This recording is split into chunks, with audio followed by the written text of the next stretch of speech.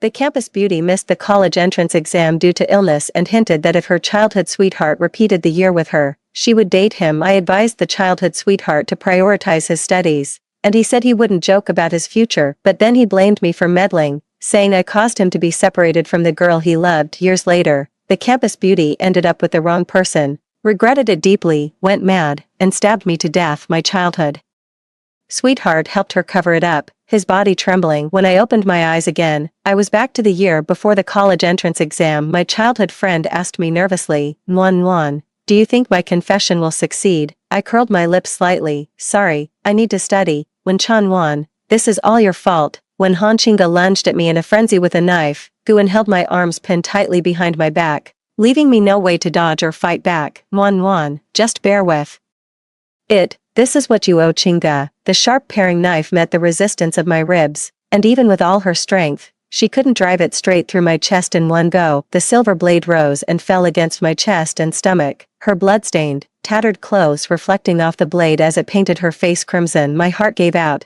I could no longer hold on and collapsed limply to the ground. Only then did Nguyen notice something was wrong. "Nguyen, are you okay? Don't scare me like this." Han Chinga flinched as if startled, dropping the knife before pitifully clinging to Nguyen. "I didn't mean it. Nguyen, I don't want to go to jail. It would ruin me." Nguyen murmured, trembling. "Nguyen is dead. You killed Nguyen. How could you kill her?" My body, however, was brutally honest. Trembling fingers managed to end the call to 120, and I let go of the hand that had been pressing down to stop the bleeding. To avoid seeing the disappointment on my face, they even covered it with a jacket, calmly watching my life slip away. "Nguyen, don't blame me. This is all your fault." Han Chinga didn't really understand human anatomy, so she hadn't hit an artery. I could feel them working together to stuff me into a suitcase and hide it in the trunk of the car. I passed out several times, and all I could think was how absurd it all was. Nguyen complained to me that Han Chinga was too heartless, breaking up with him abruptly and leaving the country without even discussing it with him, afraid he might do something foolish. I tried to console him by saying there are plenty of fish in the sea, and I accompanied him on trips to help take his mind off things, but instead, he used me as a pawn to spite Han Chinga, posting our photos together on his moments. "Thank you for walking with me over these mountains and across those seas. May you be by my side for all the years to come. Thank you for being with me all these years. I will work hard to become a better person, so that one day our hearts can beat at the same frequency." Everyone we both knew thought I was the one who came between them, causing Nguyen to change his heart and Han Chinga to leave for another country. Heartbroken, Han Chinga found a foreign boyfriend, called Nguyen a toad lusting after a swan's flesh, and said she never intended to have a future with him, that she had just been stringing him along all along. With my persuasion, Nguyen stopped making a scene about going abroad and obediently enrolled in university. I thought things were finally back on track, but who would have guessed that Han Chinga would return to China and come after me like a madwoman, stabbing me wildly with a knife. My childhood friend,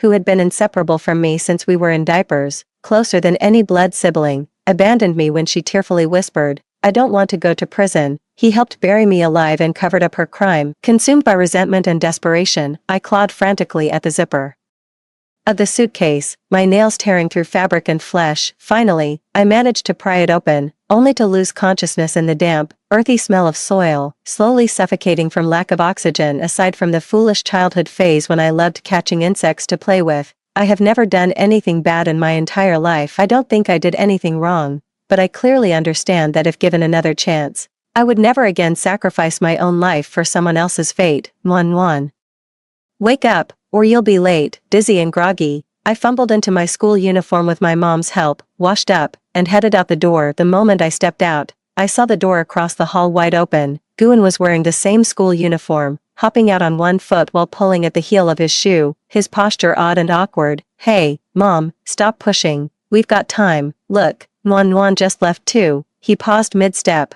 narrowly avoiding Nguyen as he barreled past. "Ouch, that hurts. Why didn't you catch me?" "Sorry, I didn't see you." He walked past him toward the elevator, perfectly masking the surge of hatred that flared up for just a moment. The searing pain of being pierced through the chest and abdomen, the cold of blood loss, and the suffocating tightness of breathlessness still lingered at the ends of my nerves. Yet here I was, completely unharmed, back to the year before the college entrance exams. Han Chinga transferred to our high school exactly that year when the teacher led her into the classroom, The morning sunlight fell perfectly on her naturally sandy blonde, long, curly hair, making her porcelain skin almost dazzlingly bright. With my 20/20 vision, I could clearly see her long, curled eyelashes flutter like butterfly wings, casting playful shadows on her rosy cheeks. Her striking looks quickly made the new transfer student the center of attention among all the boys in school, undeniably earning her the title of the new school beauty. I think I'm falling in love. How can someone be that gorgeous? It's just not fair. On the way home from school, Guan clutched his chest dramatically, pouring out his feelings of infatuation. A single day was enough to make me feel truly reborn. My gaze, dark and heavy, fell on Guan's strikingly handsome face as my thoughts drifted back to my past life. He had fallen for Han Qingge at first sight, saying the exact same words. I repeated the advice my parents had taught me, urging him not to risk everything for a small gain and to wait until after the college entrance exams, but he still confessed to Han Qingge, later telling his best friends, I should have listened to Nuan and not confessed. This made everyone mistakenly believe that I had a crush on him, which was why Han Qingge turned down his advances. I didn't blame him when I found out, thinking a clear conscience fears no accusation, and that Guan hadn't done it on purpose. But after living a second life, I realized Guan had done it deliberately all along. As the top student and school heartthrob,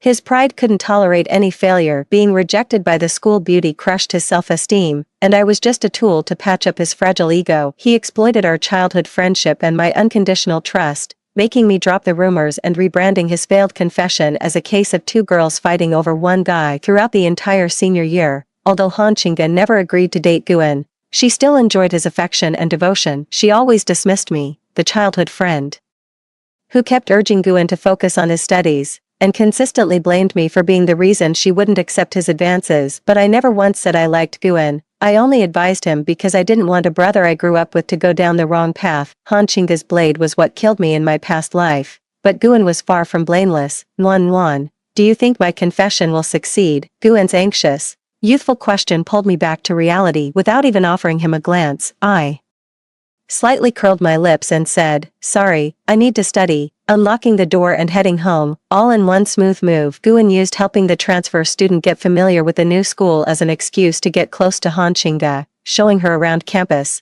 lending her notes, and tutoring her. Top students always get special treatment from teachers. No one labeled his behavior as puppy love. Instead, they praised him and told us to learn from Guan's spirit of helping others until someone happened upon Guan's confession scene, and both of them ended up having their parents called in. Han Qingge publicly denied the relationship. Guan and I are just ordinary classmates. This classmate has misunderstood. Guan didn't even have to open his mouth. The teacher was already covering for him, and in turn, scolded the classmate who had told. Then the teacher warned the entire class, don't jump at every rumor. Everyone should follow Guan's example. As students, you need to focus on your studies. Guan appeared calm and composed on the surface, but later drowned his sorrows in drinking. His buddy called me and said, when Guan is drunk, come pick him up at the pedestrian street. Without waiting for my reply, he hung up on his own, as if I were some little servant at Guan's beck and call, and picking him up was just something my family was supposed to do. Putting away my phone,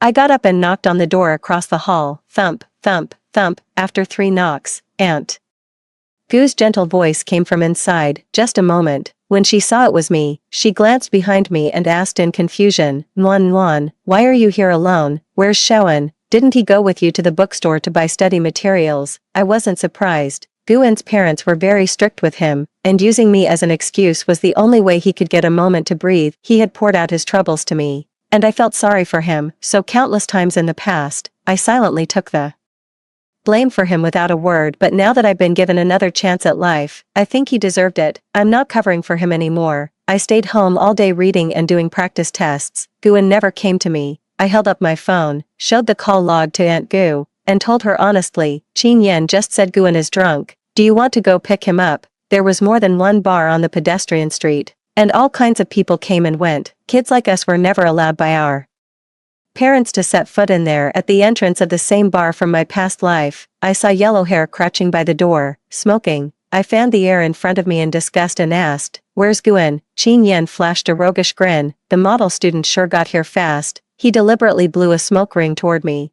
I told you you've got a crush on Guan. Why else would you care so much about him dating? That guy just wouldn't believe me. When I stepped back, he tried to put his arm around my shoulder like we were old pals. Don't pull away, I'm totally on your and Guen's side. Listen to me, seize the moment today and win him over. I guarantee you'll land your Prince Charming. After he spewed all that filth, I shoved him away hard like a startled bird. She shrank behind Guen's parents, who had arrived late because they had to park the car. Her voice already trembled with tears. I only think of Guen as a brother. I don't want him to mess up his college entrance exams because of a teenage romance. You got a girl pregnant in middle school, but don't assume everyone is as bad as you. Guen's parents had always been respectable people. Hearing this, they recognized Qin Yin as the classmate they had told Guen to stay away from since middle school. That day, Guen was dragged home down the street like a dead pig by Uncle Gu, who yanked him by the back of his collar. I didn't step in to mediate, and among the onlookers, I spotted a few familiar classmates, but for various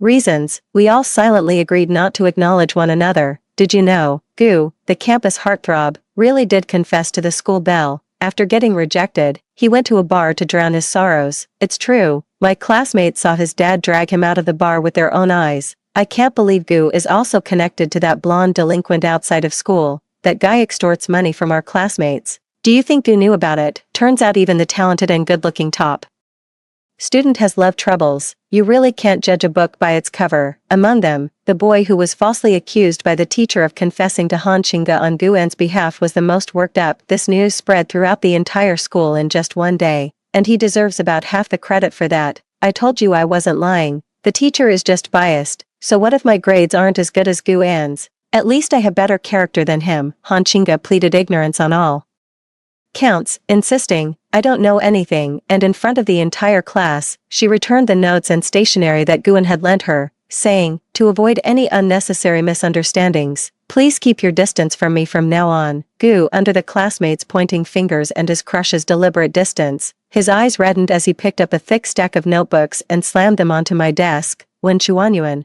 are you happy now, leaving behind a mess and an uproar in the classroom? He dragged his leg, stiff from kneeling all night as punishment, and limped out of the room. My desk was by the window, and I almost fell out due to inertia. A nearby classmate quickly grabbed my hand, but I still couldn't help banging my forehead against the iron window frame, scraping off a large patch of skin. By the time I got back from the infirmary, the story about the two of them had already turned into a melodramatic love triangle. My classmates were all saying that I had a crush on Guen for over 10 years, and unwilling to let the school belle swoop in and steal the prize at the last moment. I played a dirty trick, and that's why Guen was so furious. I didn't want to pay attention to the rumors. Aside from a few close friends, I couldn't even be bothered to explain. There are 1,000 Hamlets in 1,000 people's eyes. My explanations would only add to their gossip over tea, and under their twisted interpretations, become solid proof of my despicable feelings for Guen. I quietly tidied up my messy desk, setting aside Guen's notes that my classmates had piled onto it along with their own things. I walked straight up to the academic committee member and said, I remember you really wanted to borrow Guen's notes before. Pointing to the stack of notes on my desk, I added, now they're yours. Then, ignoring Guen's death glare and Han Qingge's momentarily aggrieved expression, I went to the homeroom teacher's office and said, I'd like to change seats. Since the start of high school, my parents and his had never hidden how close our families were. With their arrangements, not only were we always in the same class, but our seats were either next to each other or one in front of the other. The teacher's scrutinizing gaze lingered on my face. I know you're a good kid, no need to. I interrupted his lengthy lecture, looked him straight in the eye,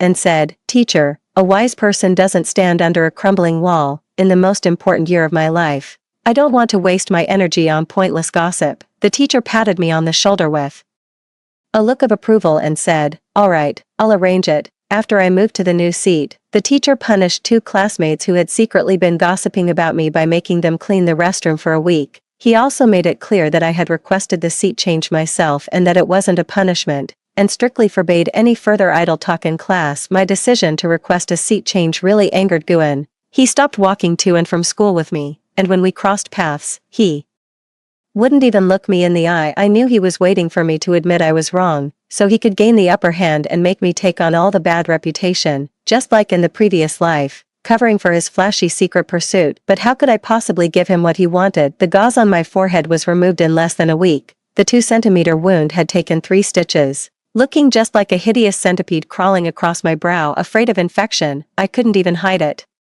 With my bangs still, I wasn't upset. A scar like this was a small price to pay for my parents to finally see Guen's true colors. Ever since I can remember, Uncle Gu loved to tease me and Guen, saying, "If you two get married someday, your families will only be separated by a hallway." How perfect is that? My parents always said, that depends on fate, you can't force these things. But as we grew up, with grades just as good and always enjoying each other's company, I knew they were secretly happy about the idea. Now that I know Guen is hopelessly love-struck, staying away from him and his family shouldn't fall on me alone. To make the most of this scar, I always paced by the door, holding my forehead. Whenever my father came home, my head hurts every time I try to read. While my mother changed my bandages and applied scar cream, I'd say with teary eyes, "Mom, am I disfigured? Will my classmates treat me like a monster?" And when classmates gossiped about Guen leading the charge in calling me ugly, I'd deliberately steer the teacher toward them. The gossip around me turned into sympathy, and no one asked anymore,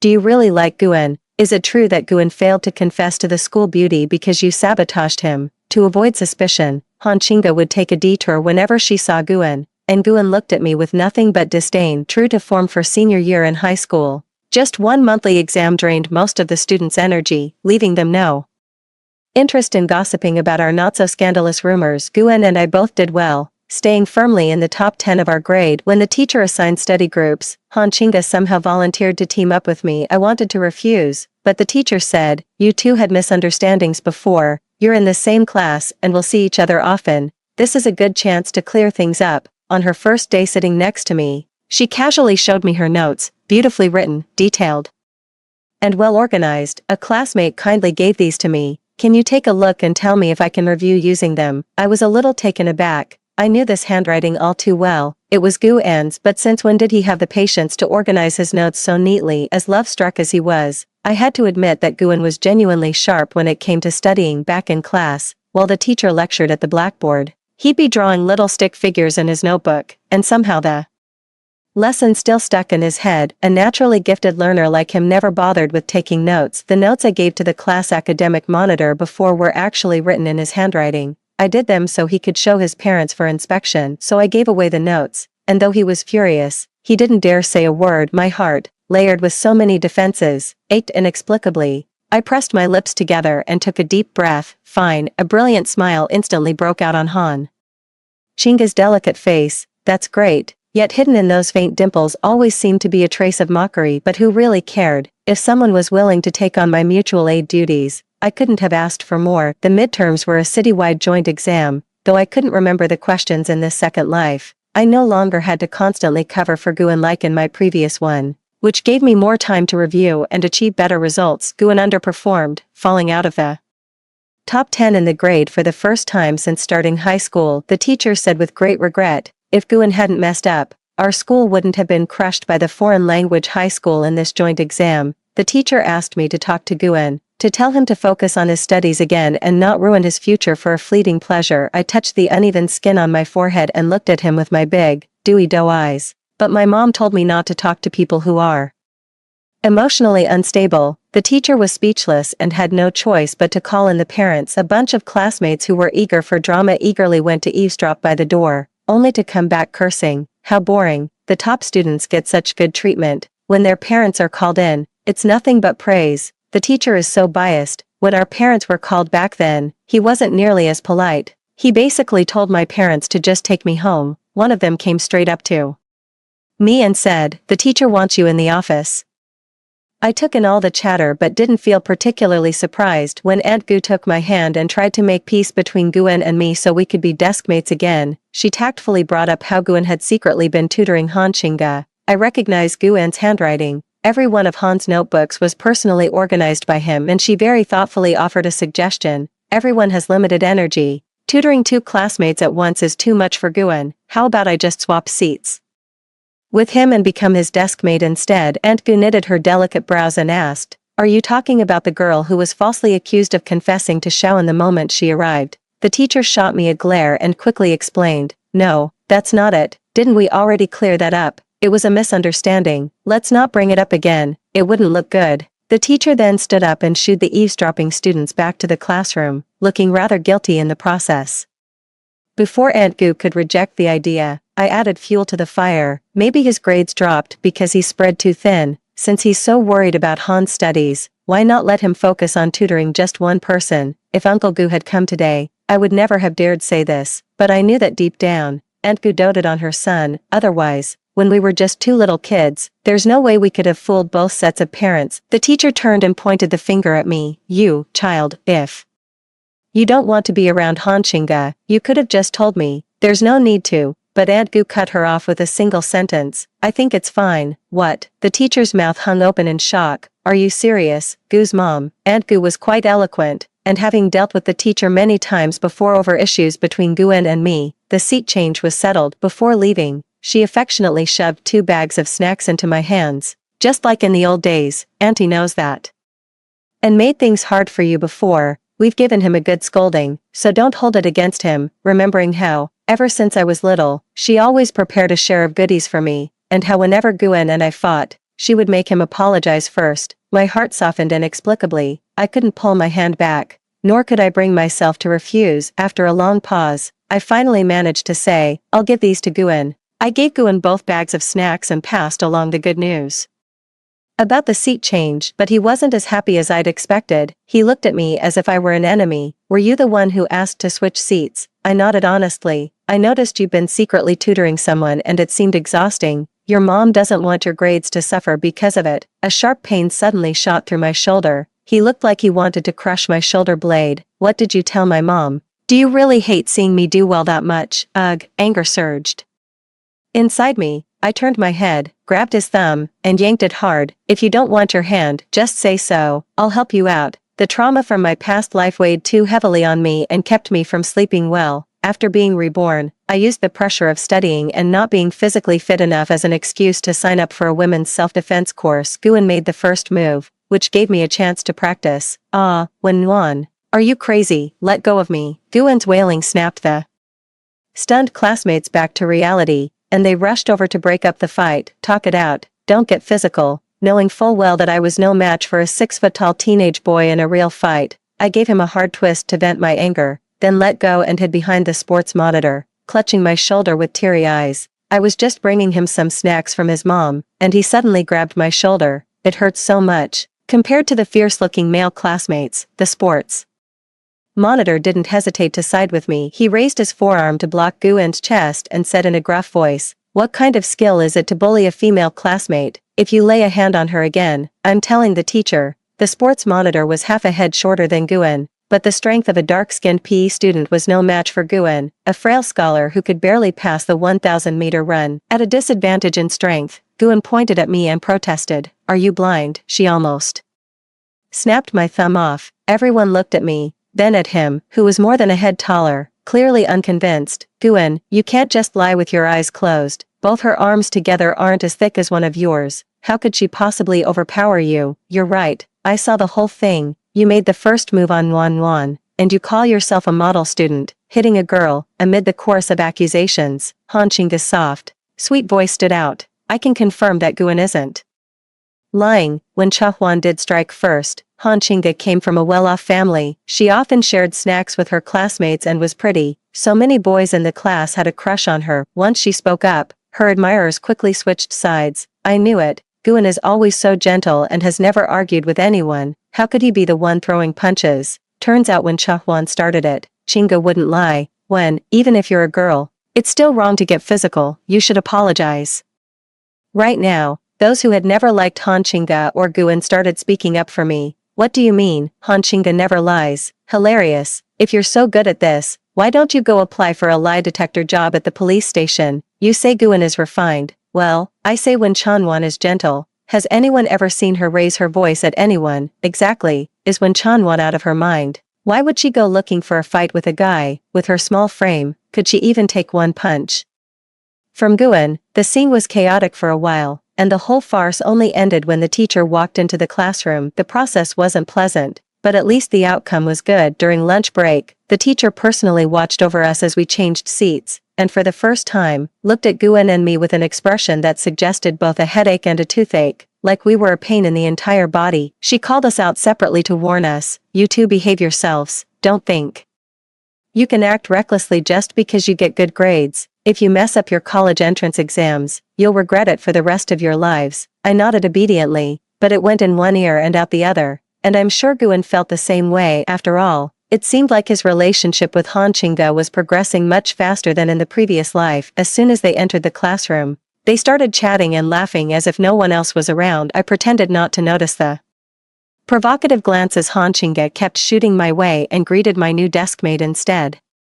Feel free to ask me anytime if you have questions on problems you can't solve. Let's learn from each other and make progress together. Unlike Han Qingge, Guan's deskmate was a quiet, unassuming girl who always kept her head down, her thick straight bangs so long they must have poked her eyes, yet she never trimmed them. After a timid He lowered his head and went back to working on the problems. In her previous life during senior year, she was also Guan's study partner, but Guan had little patience. If he explained a problem once and you didn't get it, he wouldn't go through it a second time, especially after he developed feelings for Han Qingge. To make his stance clear, he never said an extra word to any other girl, and this girl was practically a silent gourd. She never thought to report anything to the teacher. When her grades dropped, she would simply hide away and cry quietly on her own. After I voluntarily helped her work through problem-solving steps twice, she started talking to me and going to the cafeteria with me. I chose to switch seats with Guan, not entirely because I wanted to watch the drama unfold between them, but also because in my previous life, only he had subtly reminded me that Guan and Han Qingge were actually cut from the same cloth. Unfortunately, in my past life I was too stubborn, believing only what I saw with my own eyes, and I didn't take her warning seriously. He is a woman of few words, but she sees things clearly.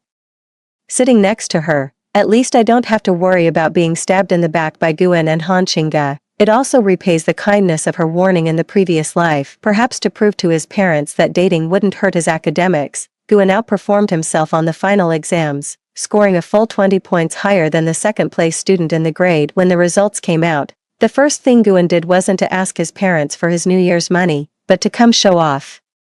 To me, talent determines the ceiling of one's achievements. With just a little effort, I'm still better than you. I just took it as the barking of a dog and went back to planning my winter break study schedule, not even bothering to give him a single glance. The teacher was very pleased. After all, the student's grades were directly tied to his own future prospects. No one would complain about their top students scoring too high. Moreover, after the seat change, both he and Han Qingge showed noticeable improvement in their grades. With remarkable results, he never brought up reassigning seats again. Instead, he said, everyone should look to Guan and Wen Chuanwan as examples. Don't give up before the college entrance exam. If you're willing to work hard, you can all get into your dream universities. When the new semester began, Guan and Han Qingge grew even less reserved in their behavior. I often ran into them on dates at the drink shop not far from the library entrance only. Then did I realize why Guan, who had never liked sweets in his previous life during senior year, suddenly became fond of that drink shop. It turned out his interest was never really in the drinks. Every comment like "the new drink at this shop tastes pretty good" was actually a subtle hint that his relationship with Han Qingge had grown closer. Only I was foolish enough to think Guan had really taken my words to heart. That coming to the library meant giving up puppy love and focusing on studying. A month before the college entrance exam, a classmate developed a photo of them sharing a drink and posted it on the school bulletin board. After the two of them were called in for a talk, Guan assumed I was responsible and deliberately waited to confront me after school. Wen Chuanwan, I've never done anything to wrong you. Why do you have to make things difficult for Qingge and me? I know you like me, but I only see you as a sister. Please stop targeting Qingge. Alright, I thought. For a moment, realized he had misunderstood, and said directly, I didn't take that photo. I'm busy, so please don't disturb me while I'm preparing for the finals. He didn't believe me and kept pushing. You're not leaving. You have to come with me and apologize to Qingge, or don't blame me for getting rough. Before I could react, he grabbed my wrists without a word and half-dragged, half-pulled me toward the shadows. A sapling needs trimming to grow straight. I'm doing this for your own good.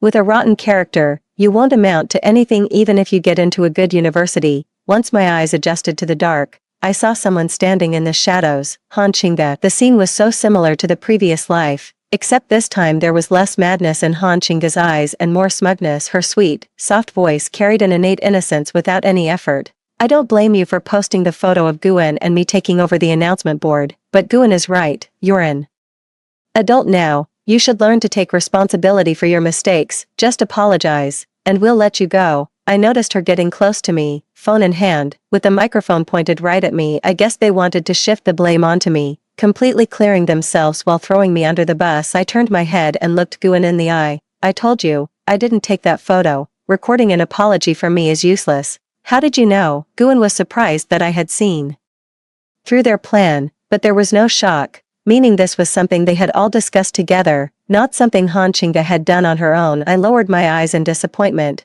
What about in the past life? Did Guan really not know that Han Qingge had lost her mind and hidden a fruit knife to use against me? No, he was clearly far too smart for that. You're going to record that statement today whether you want to or not. Do you have any idea Guan almost got written up because of that photo? Nuan, be good. The school won't slap a disciplinary record on a top student at the last minute, but Qingge is a different story. He took a deep breath, as if making a huge sacrifice. Just agree to take all the blame yourself, and from now on, I'll do whatever you say. Han Qingge's voice cracked with tears. No, this was her fault alone. Why should you be the one to give in and sacrifice yourself? I won't agree to it, Qingge. Don't say any more. As long as you're okay, I can handle anything. Just know that no matter who stands beside me, my heart has always belonged only to you. I'd had enough of their self-indulgent sentimentality, so I said fine. The moment Guan loosened his grip in excitement, I slammed my heel into his toes, then threw my head back, cracking the back of my skull right into his nose as he winced and lowered his head in pain. I shoved Han Qingge, who had lunged to help pin me down,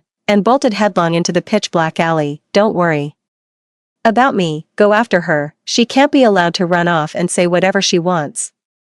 Two figures followed me into the alley, one right after the other. This area was in its final stage before demolition, with most of the houses already empty. The winding, intricate paths were so confusing that even someone familiar with the area during the day would struggle to find their way out after half a day while shaking off goo and I ended up getting lost myself in the pitch-black surroundings. Each dark window looked like a gaping mouth ready to devour a person, and the howling night wind carried away any warmth left in my heart. Cold sweat gradually soaked through my clothes as I tried my best to stay calm and keep walking in one direction. I didn't dare look at my phone, afraid the light might attract something sinister. I walked cautiously, afraid of falling, but even more afraid of making any loud noise. The moment I stepped inside, I already regretted it, because I remembered a news story from before my college entrance exams in my past life. Body discovered in ruins of demolished Old City South house. At first, people thought the demolition crew had buried a resident alive, but after a thorough investigation, the police found that a fugitive murderer had killed a passerby who wandered in by mistake. The killer had nowhere else to go, so he holed up in these ruins. I was terrified that he might still be there, and that I'd become one of those unlucky souls from the news in my past life. And of course, the very thing I feared most was exactly what happened. As I was near a beautiful little Western-style house, a hearty male voice called out from a second-floor window without glass, "Who's there?" I looked up and saw a round, bald head pop out abruptly, nearly scaring me into fainting on the spot. Too afraid to respond, I pressed my lips shut, trembling, and shrank deeper into the shadows, not even daring to breathe loudly. "Don't be scared, I'm not a bad person. The water and electricity are cut off here, and the roads are rough. If you're lost, I can walk you out." The man's voice, accompanied by a faint flashlight beam, traveled from the second floor down to the first, and then he stepped out of the house. His kind words and gentle voice only made me feel more uneasy. In a past life, I'd caught a glimpse of a news report about the murderer. He was 40 years old, of medium height at around 1.7 meters, a stocky, bald man who had done manual labor for years. No matter how well he disguised himself, I was already almost certain from his body shape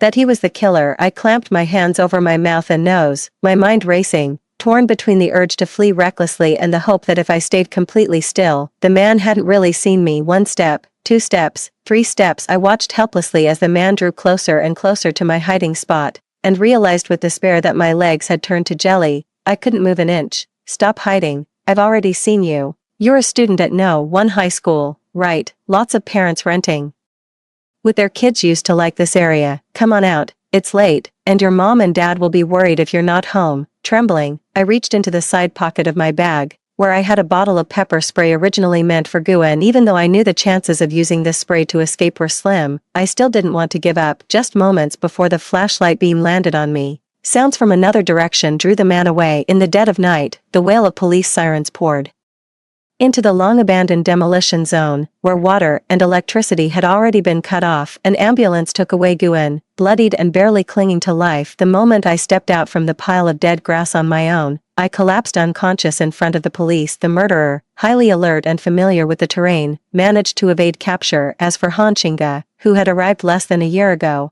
after pushing Guan into harm's way, she got lucky and escaped without a scratch.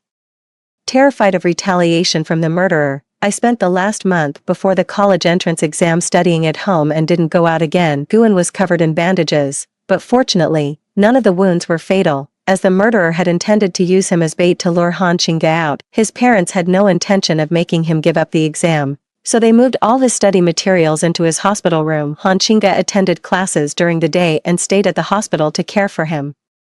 At night, this is what Aunt Gu told me after she failed yet again to persuade me to accompany Guan at the hospital. I really misjudged you. After nearly 10 years of friendship, you can't even help with such a small favor, and was right. You really are a cold-hearted person. Qingge may not have grades as good as yours, but she comes to the hospital every day. She seems like a good kid, nothing like you. Not a single word mentioning that Guan himself is the one who started all of this. I felt exhausted and disheartened. Without the rose-colored glasses of an elder, Aunt Gu's petty and unreasonable behavior was exactly like Guan's. Summoning the last of my strength to see her out, I said, "Take your time, no need to see you out." Deciding I would never open the door for her again, he held back from reminding her again that Guan hadn't run away and had endured abuse from the murderer precisely to the good child in her eyes, ensuring her safe escape. After all, Guan and she were family. No matter how many times he explained it, she would only believe what Guan said. It has nothing to be with Qingge. The college entrance exam arrived as scheduled. Outside the test center, I saw Guan in a wheelchair, with Aunt Gu and Han Qingge standing side by side behind her. Aunt Gu and Guan looked away with unpleasant expressions, treating me like air. Han Qingge, however,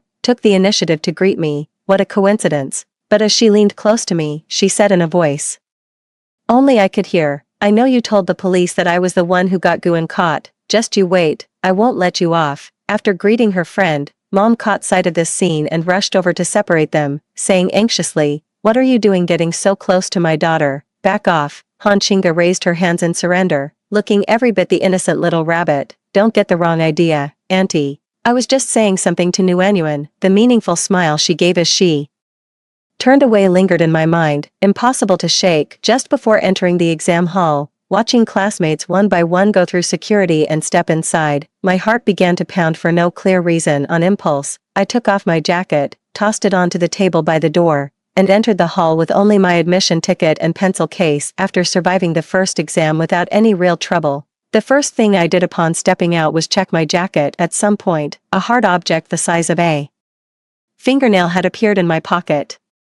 I didn't know what it was, only that it couldn't be anything good. During lunch break, Han Qingge came over under the pretense of concern and asked, "How did your morning exam go?" "Not bad." I noticed she kept glancing at my jacket hanging from the hook on the side of my desk, so I took it down and handed it to her. "If you're cold, feel free to borrow it." Seeing that Han Qingge seemed to want it but hesitated, Guan unceremoniously took it and pressed it into her hands. "Nuanyuan's always been healthy and doesn't get cold easily. Since she's offering it to you, just wear it. No need to be polite," Han Qingge quickly explained. "No, I just thought it was chilly today and noticed Nuanyuan wasn't wearing her jacket." "Really, I don't need it. I brought my own." I noticed Han Qingge moving one hand back and forth near the hem of the jacket as she handed it back. After a moment, I smiled and took it, saying, "Well, in that case, forget it." As she left, she didn't forget to remind me, "The weather forecast says it'll rain this afternoon. Don't forget to bring your jacket for the afternoon exam, and be careful not to catch a cold." Guan said indignantly, "Why bother caring about her? She won't appreciate it." My gaze swept over the beautiful, intricate decorations on Han Qingge's clothes,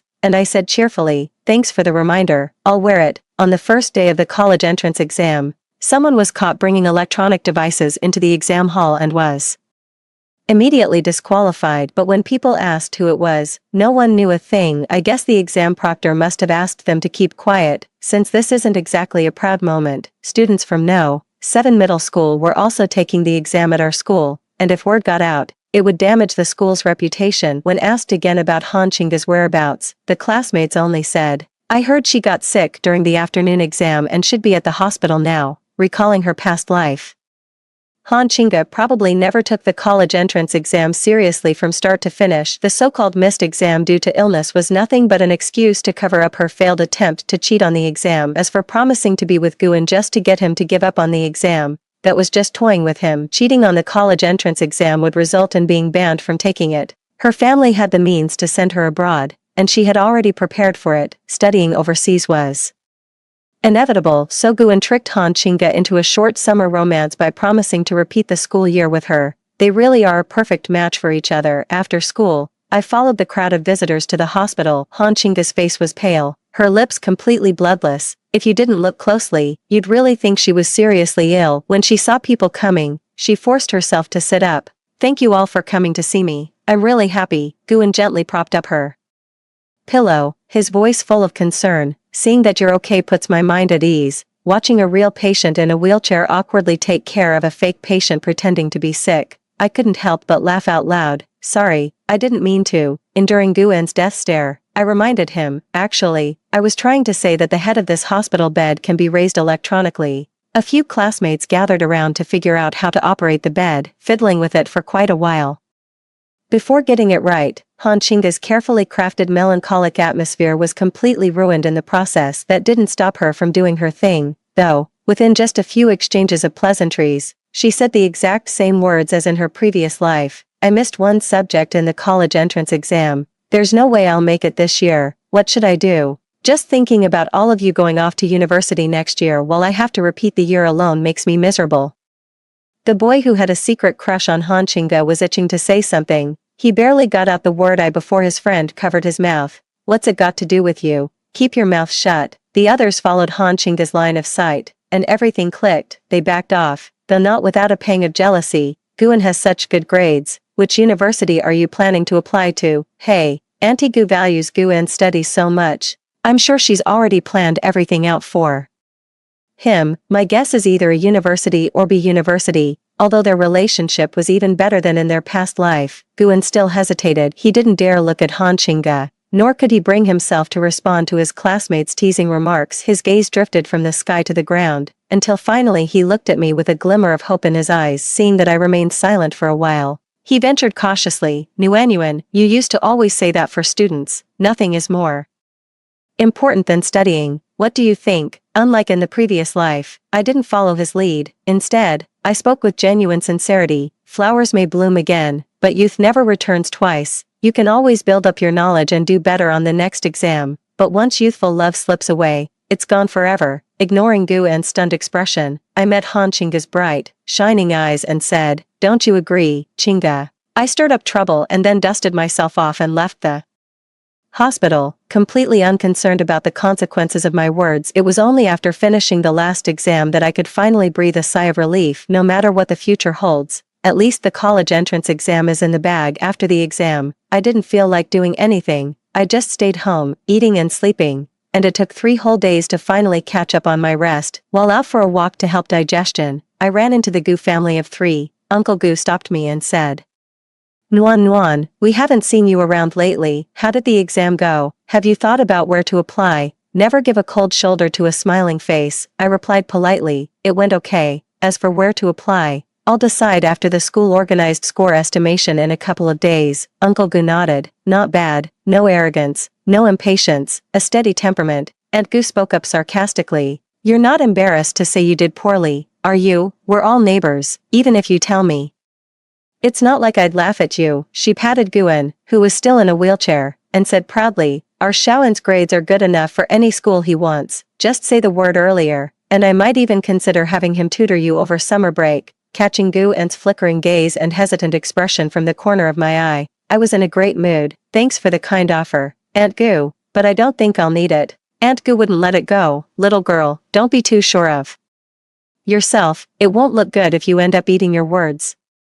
Uncle Gu, concerned about saving face, scolded her. "Enough of this nonsense. Is this how you act as an elder?" His expression softened as he looked at me. "Don't mind your aunt. She's just emotional because of menopause." I smiled and nodded. "All right." Seeing that Aunt Gu was about to speak again, I reminded her, Han Qingge came to the hospital every day to take care of Guan. She missed the college entrance exam because of her illness. Since you want Guan to tutor someone, why not let him tutor her? With that, I left, ignoring Aunt Goo's loud complaints, Uncle Goo's low scolding, and Guen's irritable grumbling. When the score estimation was over, the teacher asked Guen first, but he said to ask me instead. I looked at him teasingly and said the number 710. He immediately followed up with, "My estimate is about the same as hers." This made the homeroom teacher overjoyed. If his estimate was correct, having 2 students in the class rank among the top 100 in the province would be a shining addition to his resume. Great, take a look at the application materials first and discuss them carefully with your parents. But before you submit your preferences after the results come out, be sure to give me a call. Don't waste such good scores. But a lie is, after all, a lie. You can't wrap fire in paper. The more valued Guen is now, the harder he will fall when he eventually tumbles from grace. On the day of the graduation photo, Guen no longer needed a wheelchair. He walked into school holding Han Chinga's hand, looking every bit a perfect couple, a perfect match in talent and appearance. Guen was also the most promising top student that year, and the love story between the two grew more legendary with each telling. But on the day the results came out, Guen vanished without a trace. On the day the school arranged for guided college application advising, I didn't see Guen or Han Chinga. Instead, I saw Uncle Gu demanding a review of Guen's exam papers. He said, "There must be a system error. How else could my son's foreign language score be 0? The teacher was also shocked upon hearing this. "Mr. Gu, please calm down first. There must be a misunderstanding. Come with me to the office." Given Guen's outstanding performance since enrolling, the school administration took the matter very seriously and personally went to the Education Bureau to request the original answer sheets, but the result left everyone utterly stunned. After filling in his personal information on the foreign language exam, Guen didn't answer a single multiple-choice question. Uncle Gu refused to accept it and demanded to review the exam day's surveillance footage. "My son has never underperformed on a foreign language test. There's no way he'd hand in a blank paper." Since they'd already reviewed the test papers, checking the surveillance footage was hardly a stretch. The truth, however, was that Guen had spent the 2 hours filling the test paper with little cartoon drawings. The blank paper was very much intentional. Uncle Gu's expression when he returned home that day was terrifying. He ignored anyone who tried to greet him, and the sound of him opening and closing the door was as loud as if he were doing renovations. Through the door came the biggest argument the Gu family had ever had. The woman's voice was shrill, the man's furious, and the sound of objects being smashed rang out sharply from time to time, carrying an intense piercing quality. Uncle Gu blamed Aunt Gu, saying, "It's all because you didn't discipline him properly. Today, you made me lose all my dignity right at the Education Bureau. How can I ever show my face in public again?" Aunt Gu blamed Uncle Gu in return. "He's not just my son. If you weren't always buried in work and didn't resort to beating and cursing him for the slightest mistake, would he have hidden everything from us? It takes over a decade to build the image of a model couple or a perfect child, but that image can crumble in an instant." A neighbor filed a noise complaint, and the property management came by to mediate. Through the peephole, I watched as Uncle Gu, his hands covered in blood, opened the door and begged, "Please, help save my wife. She's losing a lot of blood." An ambulance took Aunt Gu away, and a police car took Uncle Gu. Guen had yet to show up. Thanks to timely treatment, Aunt Gu survived, but the knife had unfortunately damaged a nerve, leaving her unable to stand on her own for the rest of her life. Uncle Gu hadn't meant to hurt her and called for help immediately. Since there was no question of compensation between the couple, he received a suspended sentence after being forgiven. Guen returned near the end of summer vacation, and Han Chinga was not with him. Finding no one at home, he knocked on our door and asked, "Do you know where my parents went? Why is no one home?" After taking in his radiant, even plumper face, I said flatly, "Your mother is at the Central Hospital." When he asked again why Aunt Gu was in the hospital, I refused to say anything more. I was about to close the door when he hurriedly stuck his foot in to stop it, then said ingratiatingly, "Do me a favor, okay? I'm afraid my parents won't be calm if they see me. You go tell them I want to repeat the school year." I gave him a half smile. "No rush, go see your mother at the hospital first, then we'll talk." "So, does that mean you agree or not?" His face, its features blurred by excess weight, looked especially ridiculous as he tried to act confused. My answer was to stomp on his foot and firmly shut the door. Answering that question would have been pointless anyway. Even if his parents were broad-minded enough not to beat him to death on the spot, they would never again acknowledge this unlucky son who destroyed their family and his own biological parents. That same evening, Uncle Gu contacted a locksmith and had the lock cylinder changed overnight. The next day, Guen came back with his face and head covered in bruises, using a cane and with his arm in a sling. When he couldn't open the front door, he knocked on our door again. Can you tell me what exactly happened? My dad almost beat me to death at the hospital yesterday. Guan lowered his proud head, radiating dejection and confusion. Just because I didn't do well on the college entrance exam, he wants me dead. I think Uncle Gu didn't hit him hard enough. Otherwise, how could Guan still be so full of nonsense? I can't answer that. You'd better ask your mother. After giving him Aunt Gu's room number, I didn't even let him through the door. I didn't go to the hospital to watch the drama. With the new semester about to start, there was too much to prepare, and I had no time to waste on him. Some residents in the neighborhood work at the central hospital, and the Gu family's affair had caused quite a stir. When I finally opened the neighborhood group chat after finishing my work, the screen was flooded with messages about Guan. Scrolling up, I found a video. Guan, covered in injuries, was kneeling by Aunt Gu's hospital bed, weeping bitterly and repeating, "I'm sorry, I was wrong." Uncle Gu was smashing a thermos against him again and again, shouting, "You left so proudly after the college entrance exams, didn't you? Why come back now? We don't need you anymore. Get out." Uncle Gu meant what he said about abandoning his son. He sold the house and took his wife back to their rural hometown. With no money or place to live, Guan had no choice but to work on a factory assembly line after recovering from his injuries. But his bad temper and low tolerance for hardship meant he never held a job for long. By the time he thought to look for Han Qingge, she had already gone abroad in her senior year of high school. Han Qingge added me as a friend to show off her relationship, and she kept using that account after moving overseas. Han Qingge has a strong urge to share everything. Through her moments, I watched her walk step by step down the same path as in her previous life, all while counting down the days until her return, marrying an abusive man, struggling in pain, and finally deciding to come back to China to find a way out. I was on high alert, having spent a fortune on a personal bodyguard, only to see her in a legal news segment. A homeless man, Guan, repeatedly harassed an overseas returnee and high achiever, Han Qingge, to no avail. His love turned to hate, and he plotted to murder her. The homeless man fled in panic, only to cross paths with a long-wanted fugitive, who brutally killed him. After all those twists and turns, Han Qingge paid the price for a childish joke made years ago. While Guan couldn't escape the hands of the murderer who had fled from the demolished housing area, both proved the old saying true: heaven's justice is clear, retribution is certain, the end. Story 2. On the day I died of illness at 70, Xiao Yanting finally came home after our long Cold War. Sadly, he missed my final words. My spirit hovered midair as I watched him interrogate our children. Did I leave any last wishes for him? Our daughter answered through tearful laughter, "Mom left absolutely nothing for you." Watching Xiao Yanting's face turn deathly pale in an instant, I burst into hysterical laughter until tears streamed uncontrollably down my face. For 50 years of marriage, that man remained as cold as ice toward me. I knew all along the woman he truly wanted to marry wasn't me. In his heart, I wasn't even worthy of being a replacement. At this thought, rage surged through me as I lifted my foot and aimed a kick straight at Xiao Yanting's wrinkled face. A blinding white light flashed, and to my astonishment, I found myself reborn into the sweltering summer of senior year. My first act in this new life was defying my parents' wishes to apply for Capital Art Academy. As long as I don't end up at the same university as Xiao Yanting, our paths shall never cross again in this lifetime.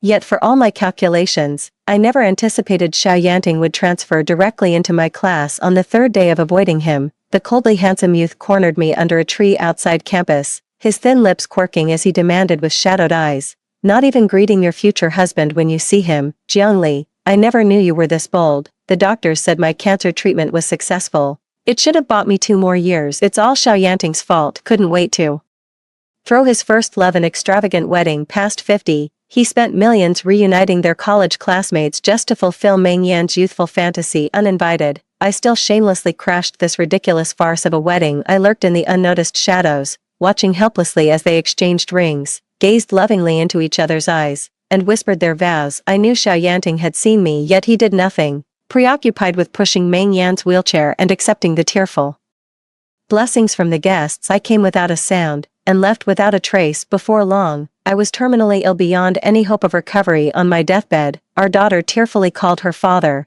begging him to come home, even if just for 5 minutes with me. Yet Xiao Yanting dismissed it as another act, since I'd often faked our child's illness to force his immediate return to him. I was nothing but a shameless liar. In my final days of suffering, Meng Yan was the only one who came to visit me.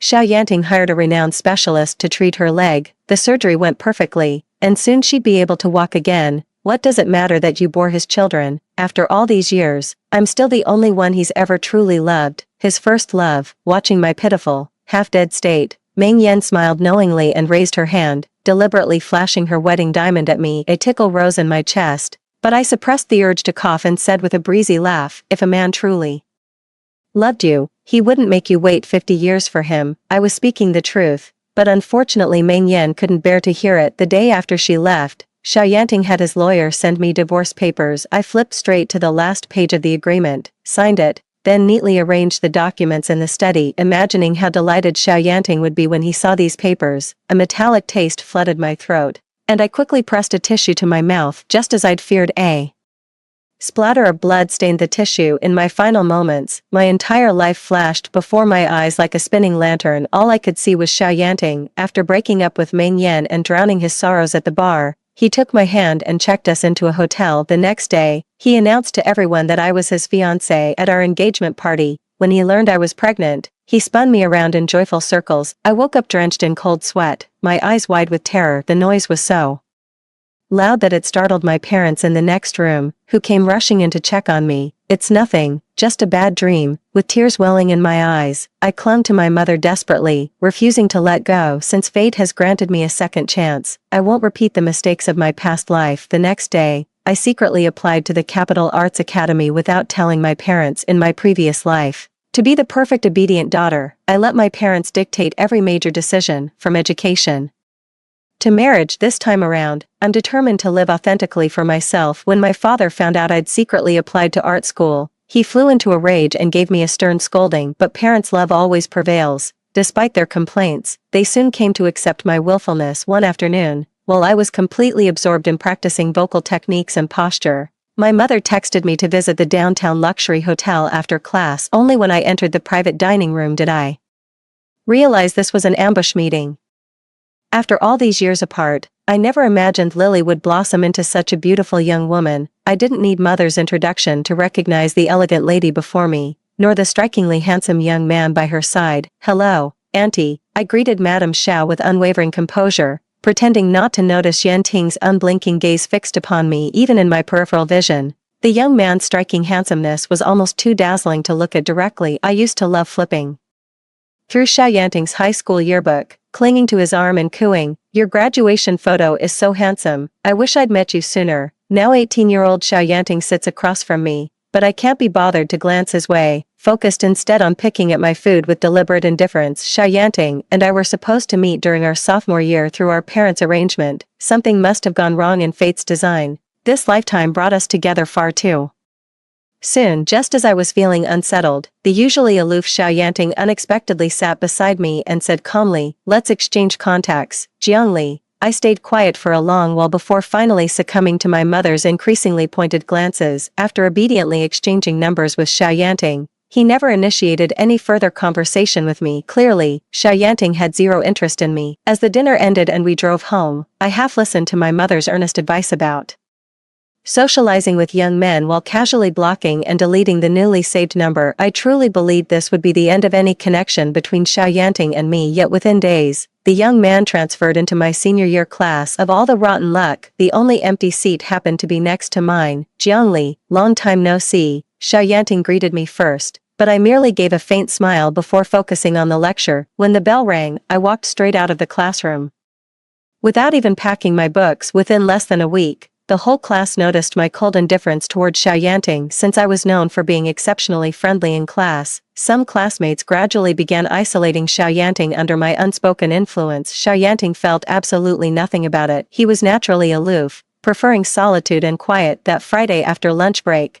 I returned to the classroom only to find Xiao Yanting's seat empty. During class, I faintly heard whispers from the back row, "That guy still hasn't shown up. Could he really be locked in the storage room? Whatever, even if he is, it's his own fault for staying quiet like a mute." With a loud thud, I slammed my textbook on the desk and abruptly stood up. Under everyone's curious gazes, I walked out of the classroom with a blank expression. Enough. 10 minutes later, I unlocked the shabby storage room door with a borrowed key. Xiao Yanting seemed to have anticipated my arrival. He propped himself up from the dusty cushion, giving me a knowing half-smile. Jiangli, you never could resist meddling in others' affairs. Seeing his indifferent attitude, I knew my kindness had been thrown to the dogs, but I didn't regret it one bit. I'd have helped regardless of whether it was Xiao Yanting or someone else locked here today. As I turned to leave, Xiao Yanting's playful glint vanished. He seized my wrist and shoved me toward the threshold. He asked coldly why I'd deleted his number. I was reborn. I glared at him with a frown. None of your business, Xiao Yanting. Give my phone back. Before I could react, the guy had already re-entered his number and shamelessly set it as my top contact. Jiangli,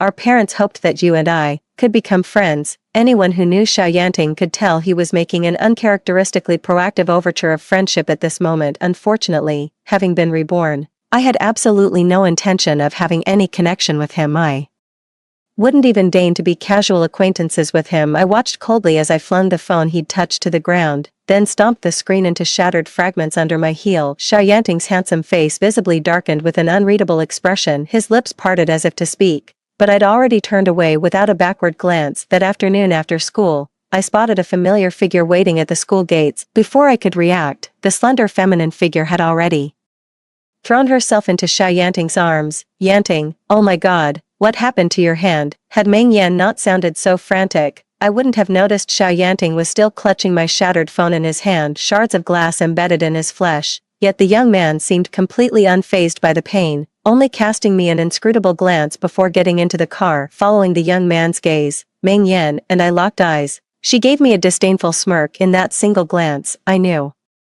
with absolute certainty, she had been reborn too. At this realization, I felt an immense wave of relief wash over me. In their past life, Xiao Yanting and Meng Yan were high school sweethearts, a perfect match who admired each other's talents, eventually attending the same university together. Had Zhao's parents not forcibly separated the lovebirds due to their disdain for Meng Yan, they would have become that picture-perfect couple everyone envies. All my respect and blessings to them. May they stay locked together forever. Just when I assumed Meng Yan's reappearance would keep Xiao Yanting too absorbed in first love sweetness to notice an extra like me, the young man unexpectedly crashed my birthday party. Inside the KTV private room, Xiao Yanting handed me an exquisite gift box in my favorite shade of indigo. He stared unblinking as I accepted the gift with a forced smile before casually tossing it onto the pile of presents. The usually aloof young man finally dropped his composed facade, asking through gritted teeth, Jiangli, just tell me straight, what exactly have I done to upset you? I frowned at him, about to speak when an utterly distraught woman's sobbing caught my attention. Yan Ting, sob, please, take me away from here. Meng Yan appeared before the crowd, drenched from head to toe with disheveled hair and clothes in disarray. As she spoke through her tears, she kept stealing terrified glances at me,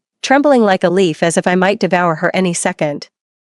This scene felt so familiar that I nearly burst out laughing. In my past life, the main reason Xiao Yanting completely cut ties with me and refused to return home even during my fatal illness was Meng Yan's false accusation that I pushed her off the second-floor balcony, leaving her legs severely injured. Back then, Meng Yan wore the same pitiful expression, playing the innocent victim who just wanted to escape the drama. No matter how many times I explained, I could never win back Xiao Yanting's heart, the heart that was never mine to begin with. Leaning back against the leather sofa with effortless grace, I crossed my arms and preempted Xiao Yanting with a radiant smile, willingly claiming responsibility for this mess. It was just a harmless prank my friends played on your little girlfriend. Xiao Yanting, surely you wouldn't ruin my birthday over something so trivial. The words barely left my lips when a flicker of shock crossed Meng Yan's eyes. Quickly overtaken by irrepressible delight, she had to bow her head, pretending to wipe non-existent tears from her face. She'd never have dreamed I'd play along with her act so perfectly. Even in this second life, I remain her defeated opponent. As Meng Yan and I harbored our own thoughts, bracing for Xiao Yanting's towering rage, the long silent young man did something no one present could have anticipated. Jiangli, I'll never be angry with you again. Xiao Yanting dropped to one knee before me with unself-conscious grace. Reaching out, he plucked the indigo gift box from the pile,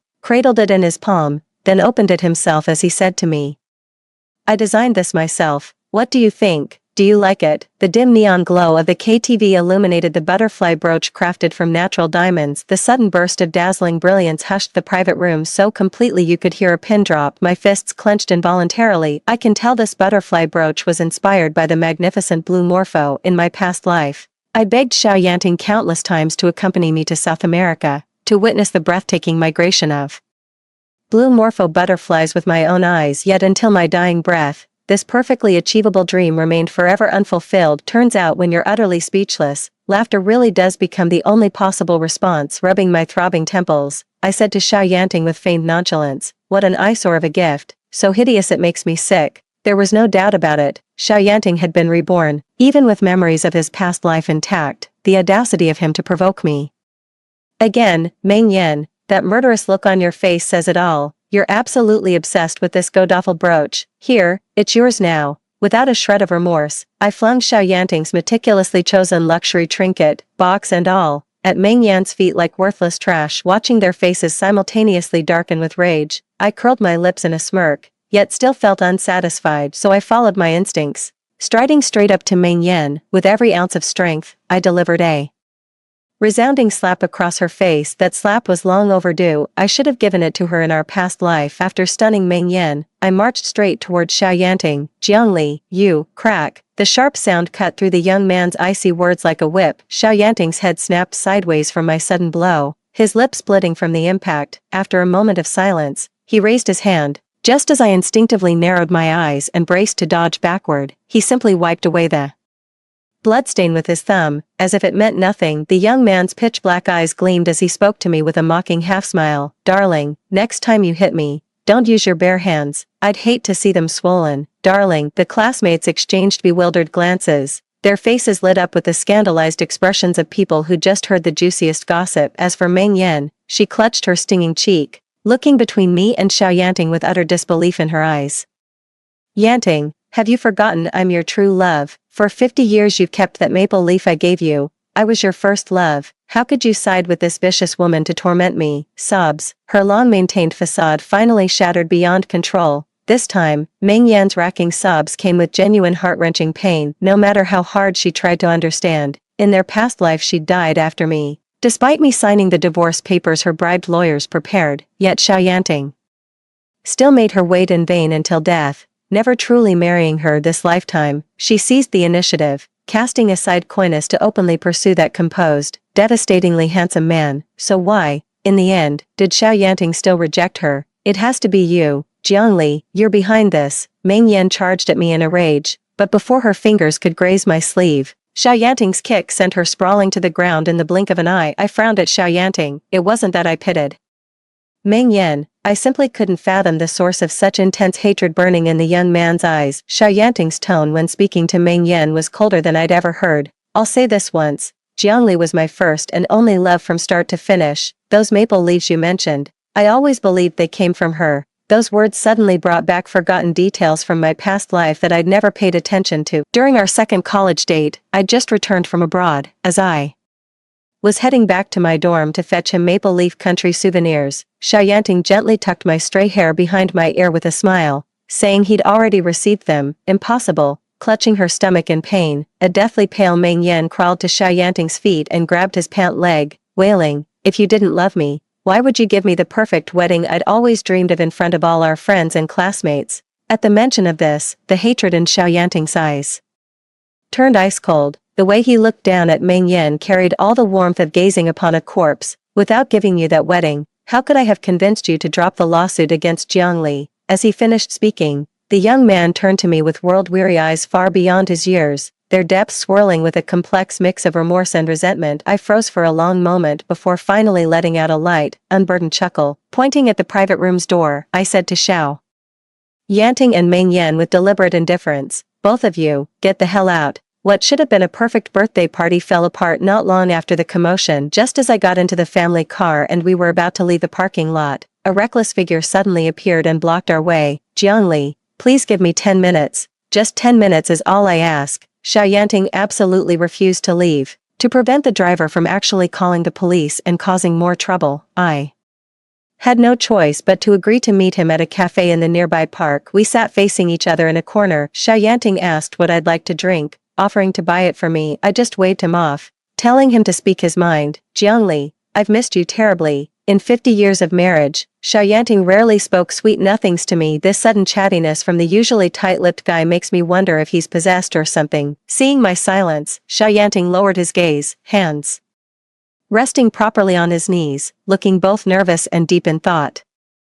Eventually, I couldn't stand the prolonged silence any longer and broke it. Since fate's given us this second chance at life, then let's get married as soon as we're of age. Jiangli, I've made up my mind. In this lifetime, the sooner you have our child, the faster and better your body will recover. I'll take you for annual checkups from now on. This time, I won't let any illness or pain torment you again. In my past life, my health began deteriorating after suffering severe hemorrhaging during our daughter's difficult birth. From then on, I became practically dependent on medication. Even though Xiao Yanting hired countless top specialists for my treatment and recovery, the results were never quite satisfactory. Gazing into Xiao Yanting's earnest, intense eyes, I suddenly felt a playful urge to tease him. Oh, care to tell me how many children you're planning to have in this lifetime? Perhaps sensing the thaw in my previously frosty tone, Xiao Yanting's face immediately softened into a warm, genuine smile. Whatever my wife says goes. Hearing this, I couldn't help but let out a derisive snort. I'm not your wife. If you keep talking to me with this unreasonable, shameless attitude, then we truly have nothing left to discuss. Sorry, Jiangli, Xiao Yanting carefully weighed his words,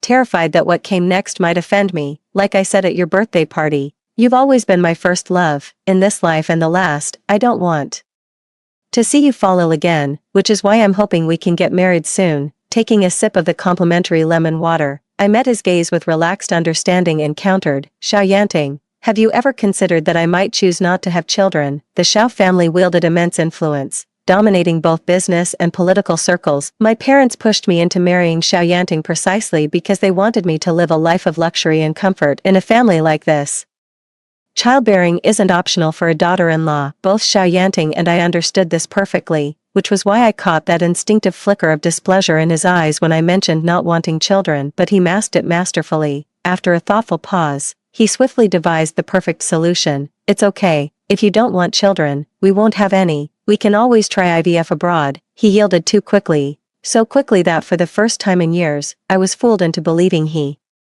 loved me unconditionally. My nails dug into my palms, the sharp pain a necessary reminder. In this lifetime, I've resolved to live solely for myself. Let's not even mention how IVF exploits another innocent woman. Xiao Yanting, you probably don't know I've been specially admitted to the Capital Arts Academy. I glanced at my watch. Exactly 10 minutes had passed. Standing up with an impassive expression, I continued. From now on, I'll be increasingly busy and can no longer play the role of your stay-at-home, self-sacrificing perfect wife. If you need recommendations, frankly I think Meng Yan has always been your perfect match. Before leaving, I pointed mockingly at the disheveled female figure outside the cafe who'd been staring at us dejectedly, refusing to leave. At the sight of Meng Yan, Xiao Yanting's immediate reaction was to grab my wrist, his handsome face darkening as he said, Jiangli, why won't you believe there's nothing between us? After all these years bearing my children, can't you find even an ounce of trust for me? Trust? How dare he speak to me about trust? I finally snapped and shook off the young man's hand, my voice icy with contempt.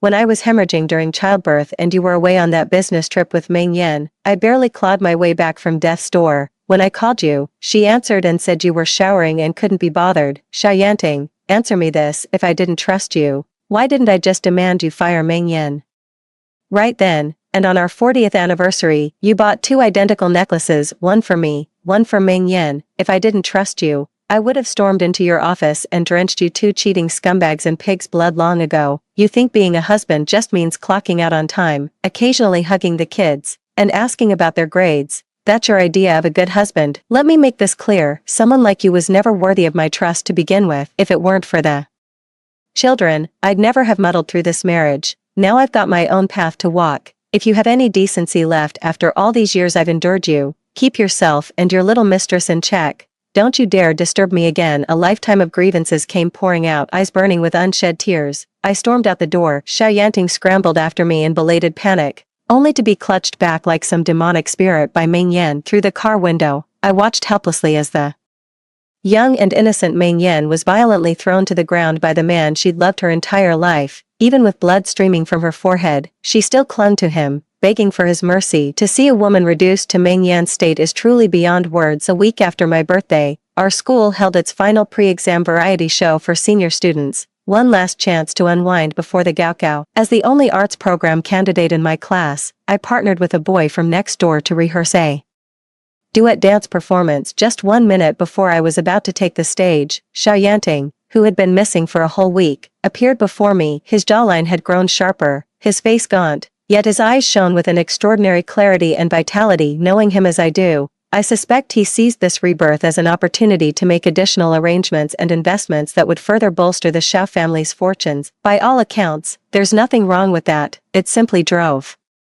home the fact that we walk fundamentally different paths. Xiao Yanting remained fixated on his endless pursuit of profit, living by the mottos silence is golden and beneath contempt to argue. As for me, I was about to embrace a radically different life of unrestrained freedom. Studying the dazzling ballroom gown I wore, Xiao Yanting forcibly pulled me closer by the waist and rasped, "How come I never knew you could dance?" I pursed my lips in noncommittal silence. There are countless things about me he knows nothing of. Early in our relationship, I tried sharing my interests with him, hoping to find common ground, but he was either too busy or simply indifferent, until eventually our conversations revolved solely around the children. "Let me go, it's my turn now." As I struggled to break free, my dance partner came looking for me. Sensing the tension between me and Xiao Yanting, the tall young man furrowed his handsome brows and pulled me behind him, asking with pointed concern, "Jiang Li, are you okay? Need any help?" Before I could speak, Xiao Yanting curled his lips in a sneer and retorted shamelessly, "What's it to you if I whisper to my girlfriend? Get lost, Chunxing. This guy's nuts. Let's just go." To my surprise, Xiao Yanting didn't follow as I left with my male dance partner, his gaze icy as my dance performance concluded amidst thunderous applause. The strikingly handsome Xiao Yanting strode purposefully toward me with 99 roses in hand,